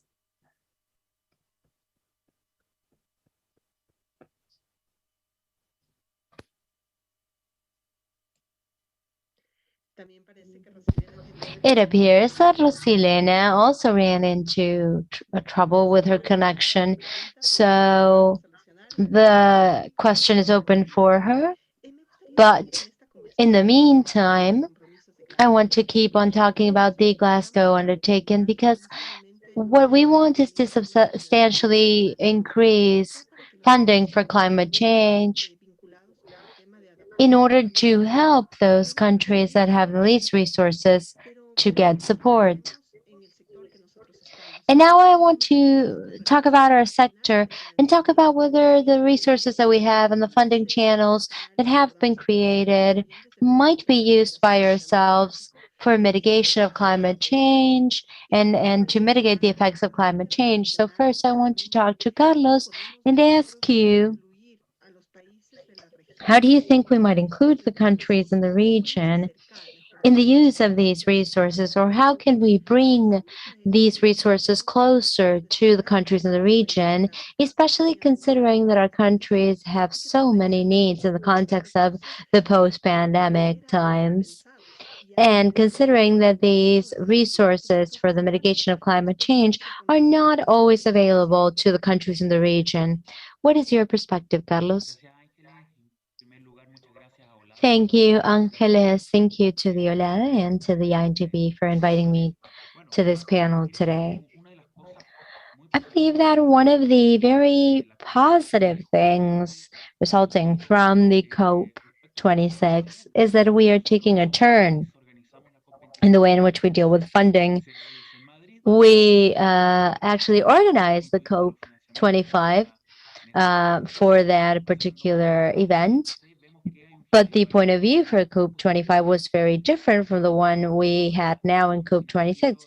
We saw things taking a turn, and I think the financial world is now aligned with our vision. They're seeing climate change as an opportunity for business. We have multiple funds that are now being created and developed in order to provide aid for investments that might mitigate climate change and that might provide opportunities for adaptation.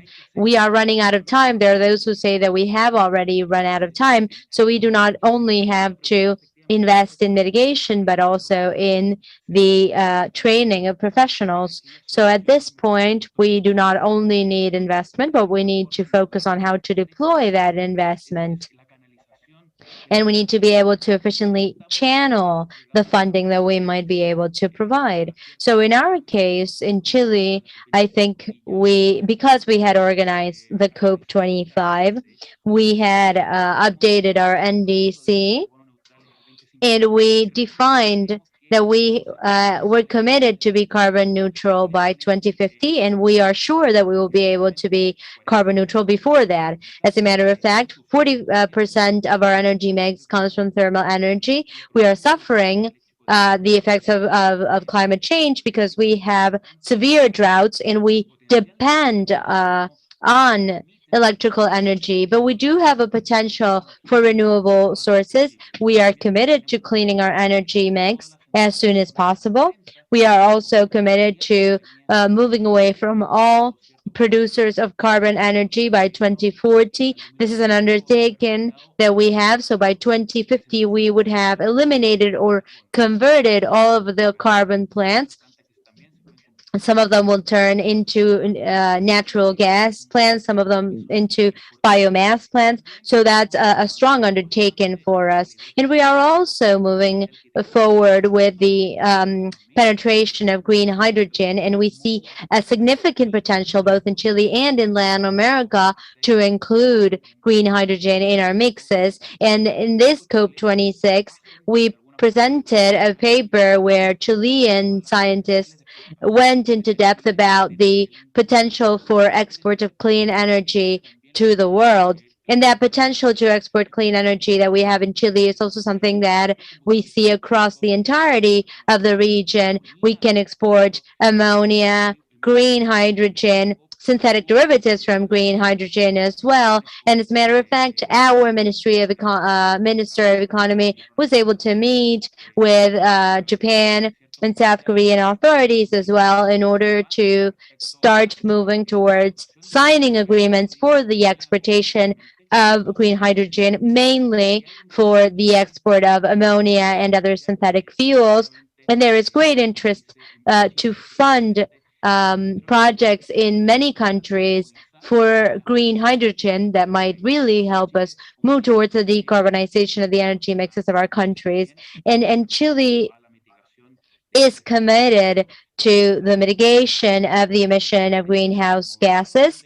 We have actually launched an electromobility strategy, and we are committed to stop selling cars that use fossil fuels by 2035 in our country. Of course, this depends on the technological advancements of electromobility across the world. This also depends on how robust our electrical systems might be in order to provide support for that electrical mobility. But we are reliant in that the potential that we have for the use of green energies and the commitments that we have for that will help us achieve our goals.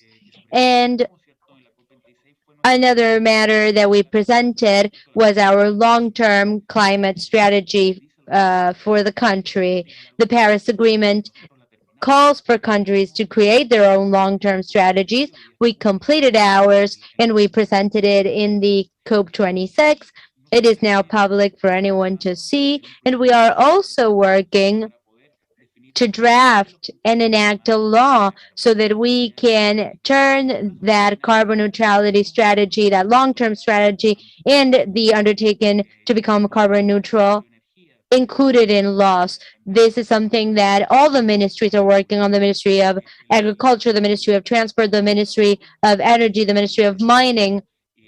So this undertaken and this strategy calls for a multi-sector commitment and collaboration, and that's something that we are making progress in.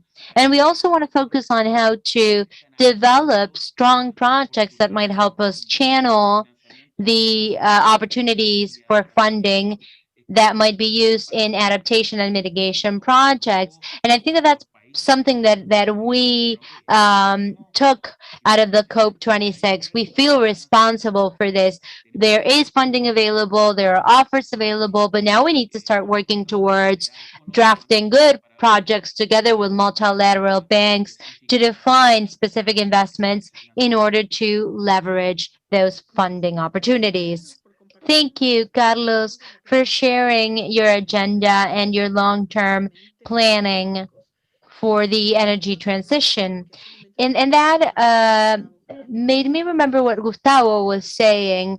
Gustavo was talking about the energy transition stage. So I would like to go back to you, Gustavo, and ask you how you're going to be funding this, because if we see that it is necessary for us to consider how to access resources.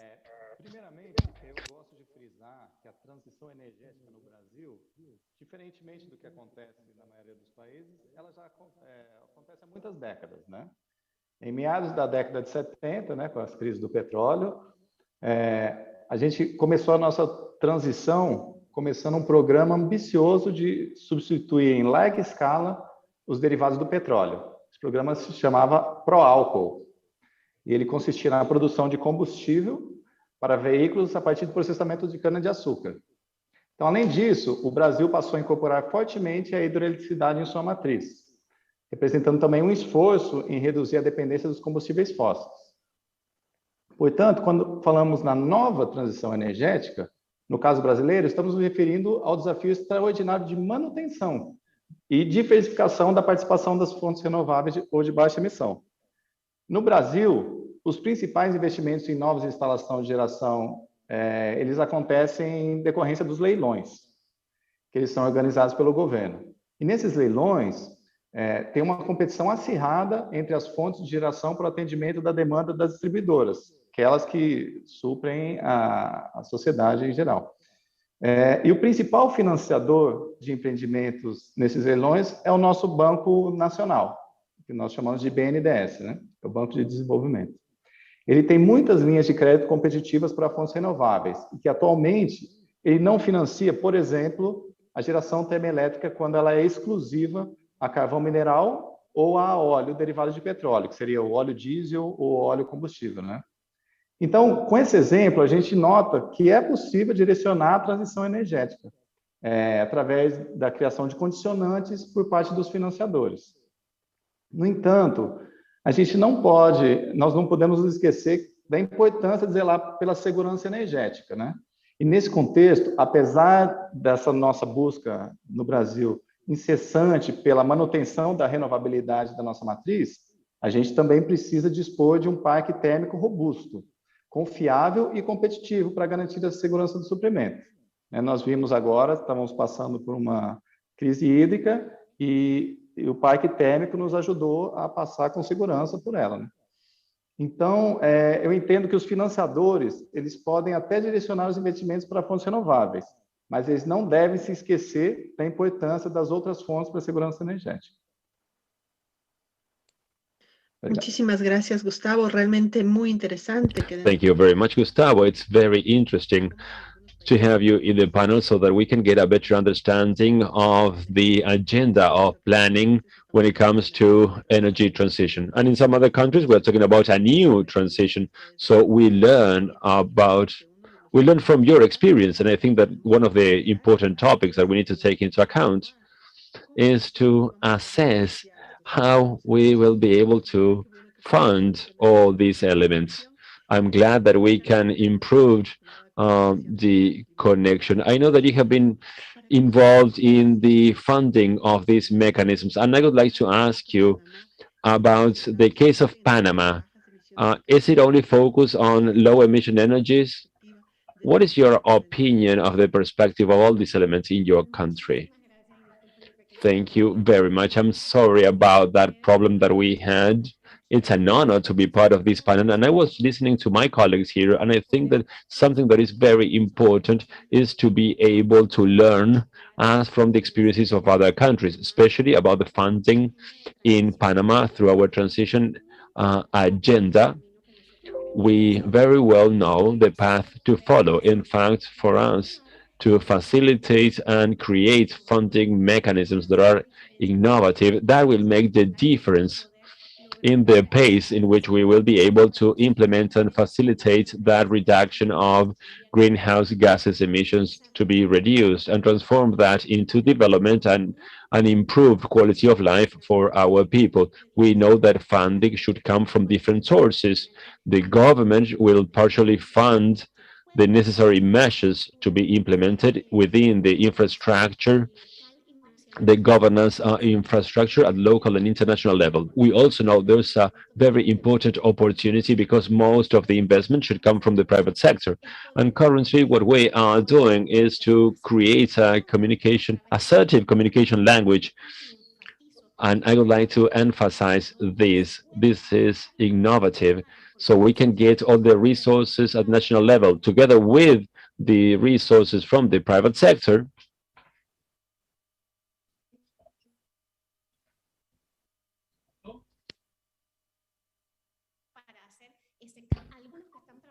To make all these changes possible. We are using some funds in order to finance the private sector so that they can implement energy efficiency measures. And right now that we are finishing all these concepts about universal access to energy, because if we talk about energy transition, we need to have some percentage of the population covered because they need resources and they need electricity, so that we can identify within the saving measures of the government as part of the transformative actions, all that money that we save then can be specially channeled to try to bridge that gap, to close that gap of universal access to electricity. We are trying with some pilots, and then we can get some additional funds from the sector, private, and also from international cooperation in order to try to fill these gaps and being able to reach 2030 in a more positive scenario that is required by the Paris Agreement in its and also by the last IPCC report with more than 3,500 pages. Now the technologies, we know which the technologies we have to use, that's clear. And we also know about the investment required and how we can accelerate all this with green hydrogen. We know that we should innovate when it comes to financial tools, how to enhance all the instruments for economic growth, always taking into account this energy transition that is so important for the economic transitions. And let me share some figures with you. As part of the analysis that we conducted in Panama with the implementation of the energy transition energy, we're going to be able in the short term, in 3 years, for 2024, we will create 15,000 new jobs.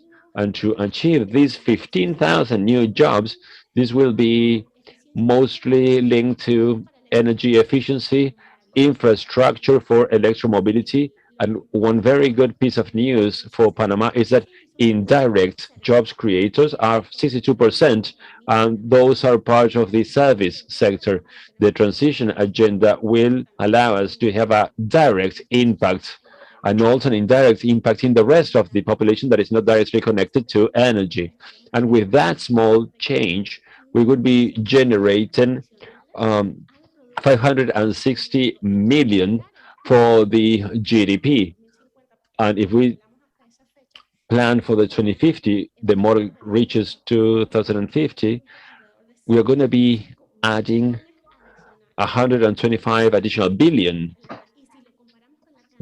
So if we compare that with the amount of the investment required for that change, the benefit is it's 3 times that, and that is the clear economic evidence. The only thing that it takes us is to finish with the private sector, motivating the private sector so that we can achieve all these objectives and accelerate the process. Rosileda, thank you very much. As an economist, when you start providing all those data and being able to show all those sources about making this transition profitable, I really love that, and thank you very much. I will send you the report. Please do. It would be great to have it. And maybe you can include the link in the chat so that people from different in the social media can have access to that. That would be great. You also mentioned some relevant point, that is to try to close that gap of access to energy. And I think also you need to reinforce the security of that supply. Diego, I would like you to tell me a little bit more about that. In this context of non-conventional renewable energies, clean energies, how can we ensure that supply? Because, for instance, Gustavo told us about some problems with water and how to improve hydroelectric energy. So I can see that you are diversifying all the production sources. But Diego, I would like you to tell us a little bit about this topic so that you can share the experience in your country and your experience with this. Yes, of course, Angeles, no problem. I agree with Gustavo's message. That is basically to diversify the energy mix, the energy offer, and that is the policy required for this climate change. We don't have one magic, one silver bullet for this. And because all the countries are different. In that sense, we aim at a diversification of the energy offer, basically 2 components: to promote renewables, but also at the same time to make traditional energy sustainable. After all, they are the base of the Colombian energy system.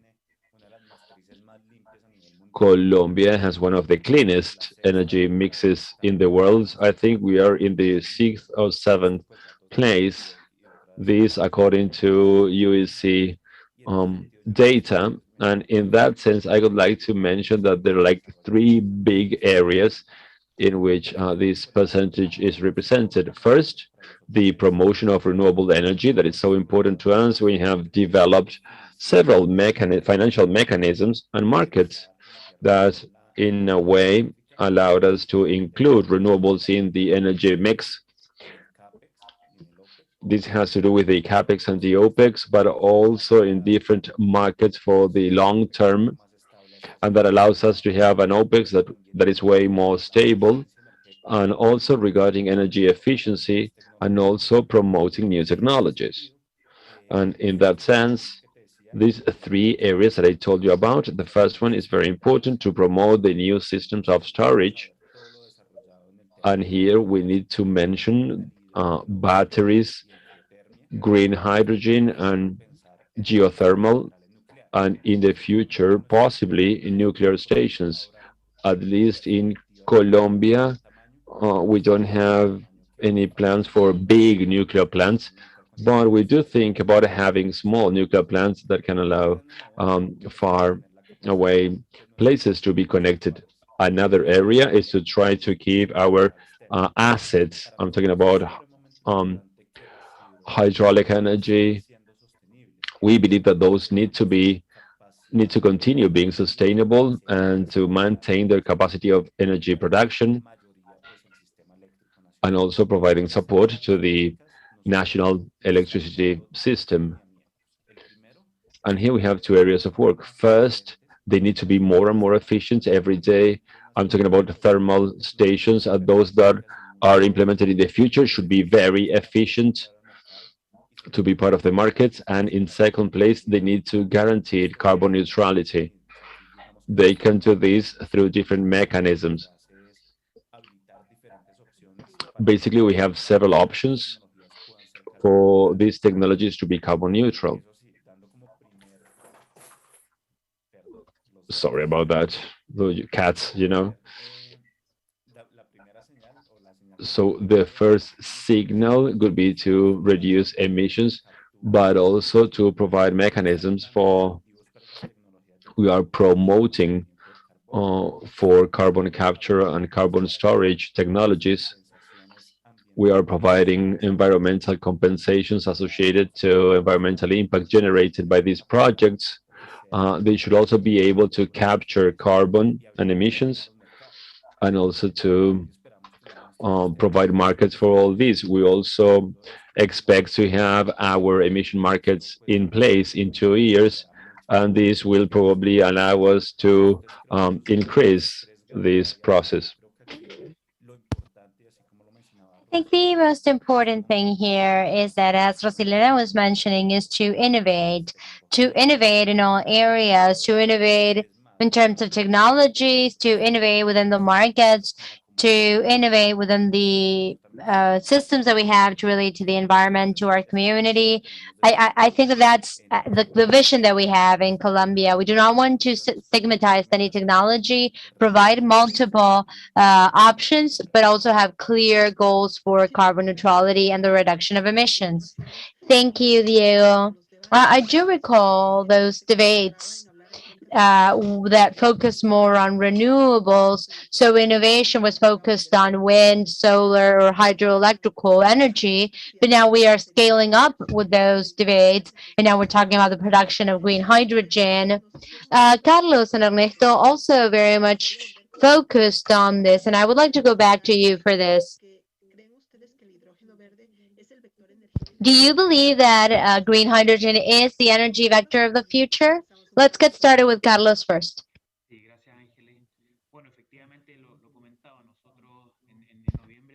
Thank you, Angeles. As I was saying, in November last year, we launched a green hydrogen strategy last year. And we do believe that the significance of the renewable potential in Chile, both in quality and quantity, allows us to be ambitious looking into the possibility of having one of the most affordable green hydrogens across the world. As a matter of fact, the Japan Energy Institute of Japan did carry out a survey and proved that Chile, including all the costs associated for the transportation of hydrogen from Chile to Japan, one of the most competitive costs for ammonia across the world. So that is why we are entering into agreements with Japan to move in that direction. And as I mentioned, of course, green hydrogen is not the solution because the energy transition entails a multiplicity of technologies that we can have in order to decarbonize the energy mixes. We need to think about the electrical system with renewable energy. We need to think about electromobility. We know that in Chile, a third of greenhouse gases emissions are produced by the transportation system.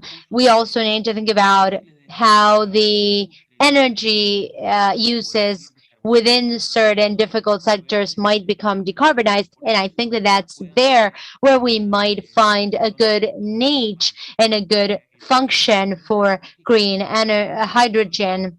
Now, within those technological solutions where perhaps we still do not see a way across finding efficient solutions, perhaps green hydrogen might become the way for us to reduce emissions within the energy sector. So, notwithstanding the fact that green hydrogen is not the only solution, it is subsidiary and complementary to other technologies as well. In this particular year, actually by mid 2021, in Chile, we were able to start working with the first power concentration solar plant in our country, especially because of the great solar radiation that we have in the northern region of the country. And this particular project came to fruition thanks to multilateral cooperation. We cooperated with Germany and with multiple other countries, and we also created this public-private alliance. And I think that this is just an example of how relevant big-scale projects in our country can move forward. And of course, this is a project that we can replicate in other countries as well. So I think it's important for us to work on public-private alliances, to work with multilateral cooperation funds, and to see how we, as members of the Latin American and Caribbean region, can learn from each other and create an ecosystem for progress in order to leverage the funding that is reaching our region for projects of this nature. I also believe that green hydrogen is still a step away from being efficient. And because of that, as members of the government, we launched a tender to allot $50 million for a green hydrogen project. Hopefully, this will enable us to bridge the energy transition gap. But as a government and as a society, there is significant work ahead of us.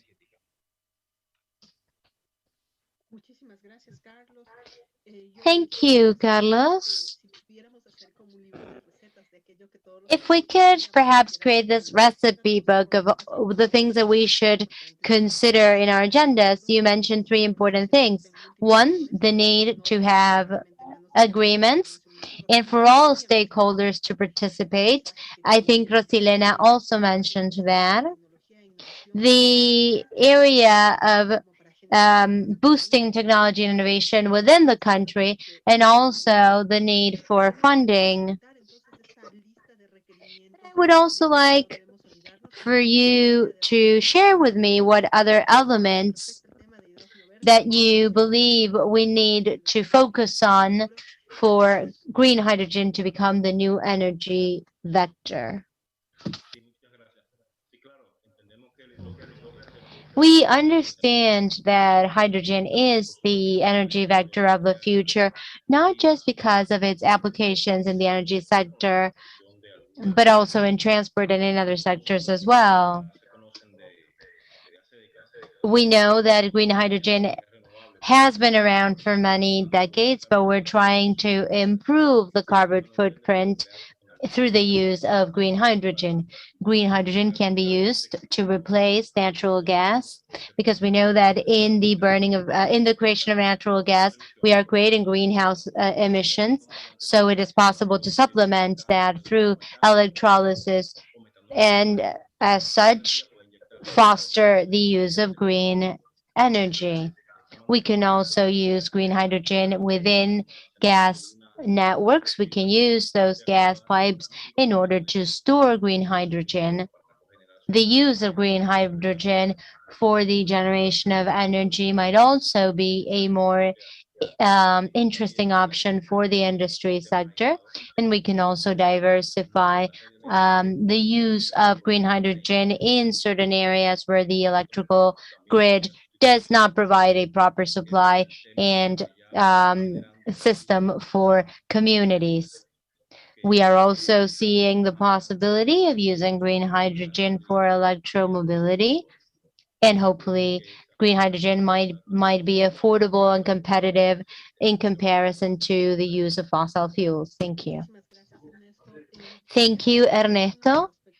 I would like to go back to one of the things that you mentioned, because you mentioned green hydrogen in comparison to the use of carbon capture. So for this, I would like to ask Rosilena and Gustavo, and I want to learn from the Brazilian experience, if you have any projects where we can see this connection. Obrigado, Ángeles. No Brasil, a gente já dispõe da captura e armazenamento de carbono nas plataformas de petróleo. Quando as empresas elas fazem a reinjeção do CO2 e também do gás associado para aumentar a pressão dos poços, né? E isso permite que eles acabem retirando mais petróleo dos poços. Além disso, estão sendo desenvolvidos estudos relacionados, por exemplo, a um programa do governo, Combustível do Futuro, né? Para avaliar a viabilidade do CCS no país em outras áreas. Um dos objetivos desse programa que eu comentei, que é Combustíveis do Futuro, por exemplo, é estabelecer as condições para o uso da tecnologia de captura e armazenamento de carbono associada à produção de biocombustíveis. Então, assim, é uma outra área também, biocombustíveis. Em outras áreas, a gente tem também exemplo das FAFENs, né, que são as fazendas de fertilizante nitrogenado, que eles retiram o CO2 dessas fazendas e também levam por gasodutos até poços de petróleo, também para aumentar a pressão, entendeu? E eles acabam armazenando lá. Então, os poços de petróleo acabam sendo os locais onde acaba sendo economicamente viável, né? Em outras áreas, no entanto, a captura e sequestro de carbono ela acaba sendo muito onerosa, né? Dependendo dos incentivos para que seja incorporada nos processos produtivos, né? Existem alguns países que dão mais incentivos, Estados Unidos dão bastante e tal, mas sem os incentivos adequados, financeiramente acaba não sendo tão vantajoso utilizar isso, a não ser pelo aspecto ambiental. Então, talvez, com o pleno funcionamento desse mercado de carbono, que a gente teve as discussões aí na COP, isso pode passar a ganhar vantagem competitiva, né? Além disso, para o desenvolvimento dessas tecnologias, é também importante um grande esforço no mapeamento tanto das fontes de gás carbônico, né, quanto avaliar os possíveis reservatórios para armazenamento geológico, né? No caso, se for próximo à área de exploração de petróleo, seria um local natural, mas, enfim, em alguns países ou em algumas localidades, você não tem essa possibilidade, né? E outra possibilidade também para incentivar e estimular a captura e sequestro de carbono seria essa questão do financiamento, né? Então, se esses países desenvolvidos realmente se comprometerem agora com o financiamento, conforme eles mencionaram aí na COP26, então também é possível contribuir para o desenvolvimento dessa tecnologia. Muchísimas gracias, Gustavo. Muy interesante lo que tú refieres. Thank you, Gustavo. I would also like to highlight that idea. We have this carbon market, and when this carbon market is interesting and competitive, we will be very much connected to this project. Notwithstanding this, I know, Rosilena, that you are looking ahead at this. And we know that we need to create incentives. And of course, we need to improve this market through an international commitment. So in order to wrap up, I would like for you to tell us what the vision you have in Panama is. With regards to the carbon capture, we do not have a project right now. We do know that the private industry does need to comply with certain regulations. But I want to go back to your question of green hydrogen, because I'm passionate about it. And I think that all of us here today are looking at the birth of this future energy dream team in Latin America. Green hydrogen, I think, is the way for us to make sure that the region has available to it all the knowledge that we have of how this market works, both at the regional and international level, to create something new that will allow us to change the global energy geopolitics. And that's where we in Panama are sharing all of our logistic talent in order to accelerate the transition.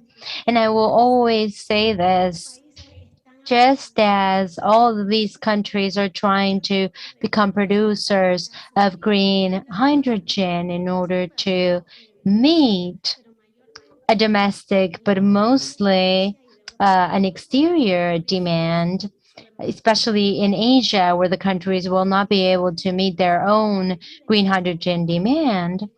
We should know that little by little, the maritime trade should join in the commitment of using green hydrogen, and let's hope that we will have a center for green hydrogen. We are looking ahead to 2050 to 2040. It is right now where all of us are starting to plant the seeds for what we know how to do. And it would be a pleasure to see a massive solar generation here in Panama. And we don't have that here, but if we implement green hydrogen, we can bring it over here without creating interconnection networks. And green hydrogen is one of the solutions that we have available to us because it allows us to use our resources, and it is becoming an opportunity for development. I think it is a clear anchor for the strengthening of the role of renewables at the global level. It is reorienting investments at the global level. And here, once again, I want to invite you to join our efforts in order to use the competitive advantages that we have in our countries to make sure that the Latin American and Caribbean bloc can become a strong leader in 2030, 2040, and 2050, the new geopolitics that we're building. Thank you. I would like to thank everyone who participated in this panel and joined us in the social networks, but I especially want to thank Rosilena, Carlos, Gustavo, Ernesto for this dynamic conversation, and thank you, Olade and IDB, for organizing this week that allows us to share so many international experiences. Please do remember that we will have 2 more panels this afternoon. Please remember to join us. Thank you very much. Have a lovely day. Bye-bye.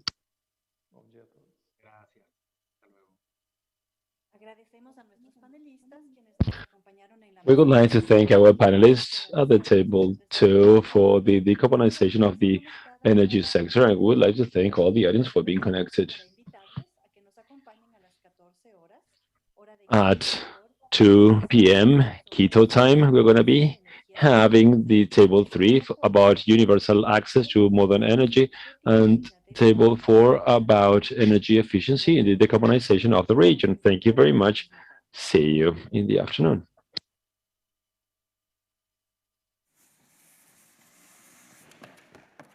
Me llamo Carlota Camila, soy de Venezuela y tengo 7 años. Yo soy brasileña. Soy de República Dominicana. Nací en México. Yo quiero ser maestra y maquilladora. Me gustaría ser mamá. Modelo, youtuber y veterinaria. Bailarina. ¿Querés jugar un juego?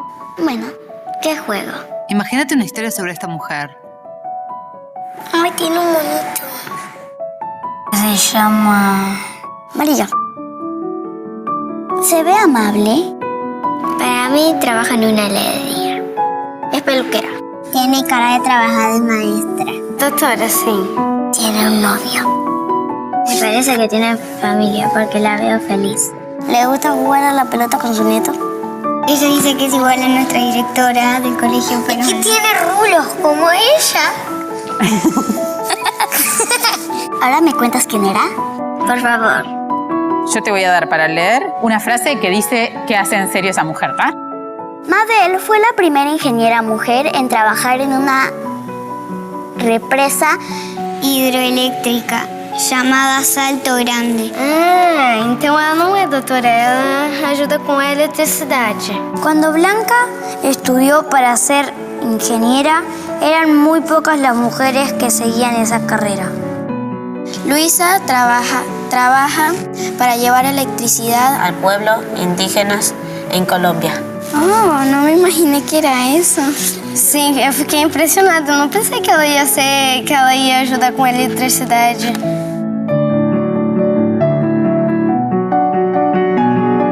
Los científicos, lo que yo sé es que la mayoría son hombres. Pero a mí me parece que deberían haber más mujeres. Porque todas las mujeres tienen derecho de hacer lo mismo que los hombres. Todos pueden hacer lo mismo. Si quieren, si a alguno no le gusta, que no lo hagan. Capaz que de grande pueda ser ingeniera. A mí también me gustaría ser ingeniera. Capaz que sí, porque yo me sé todo sobre números. Como sé contar hasta 30.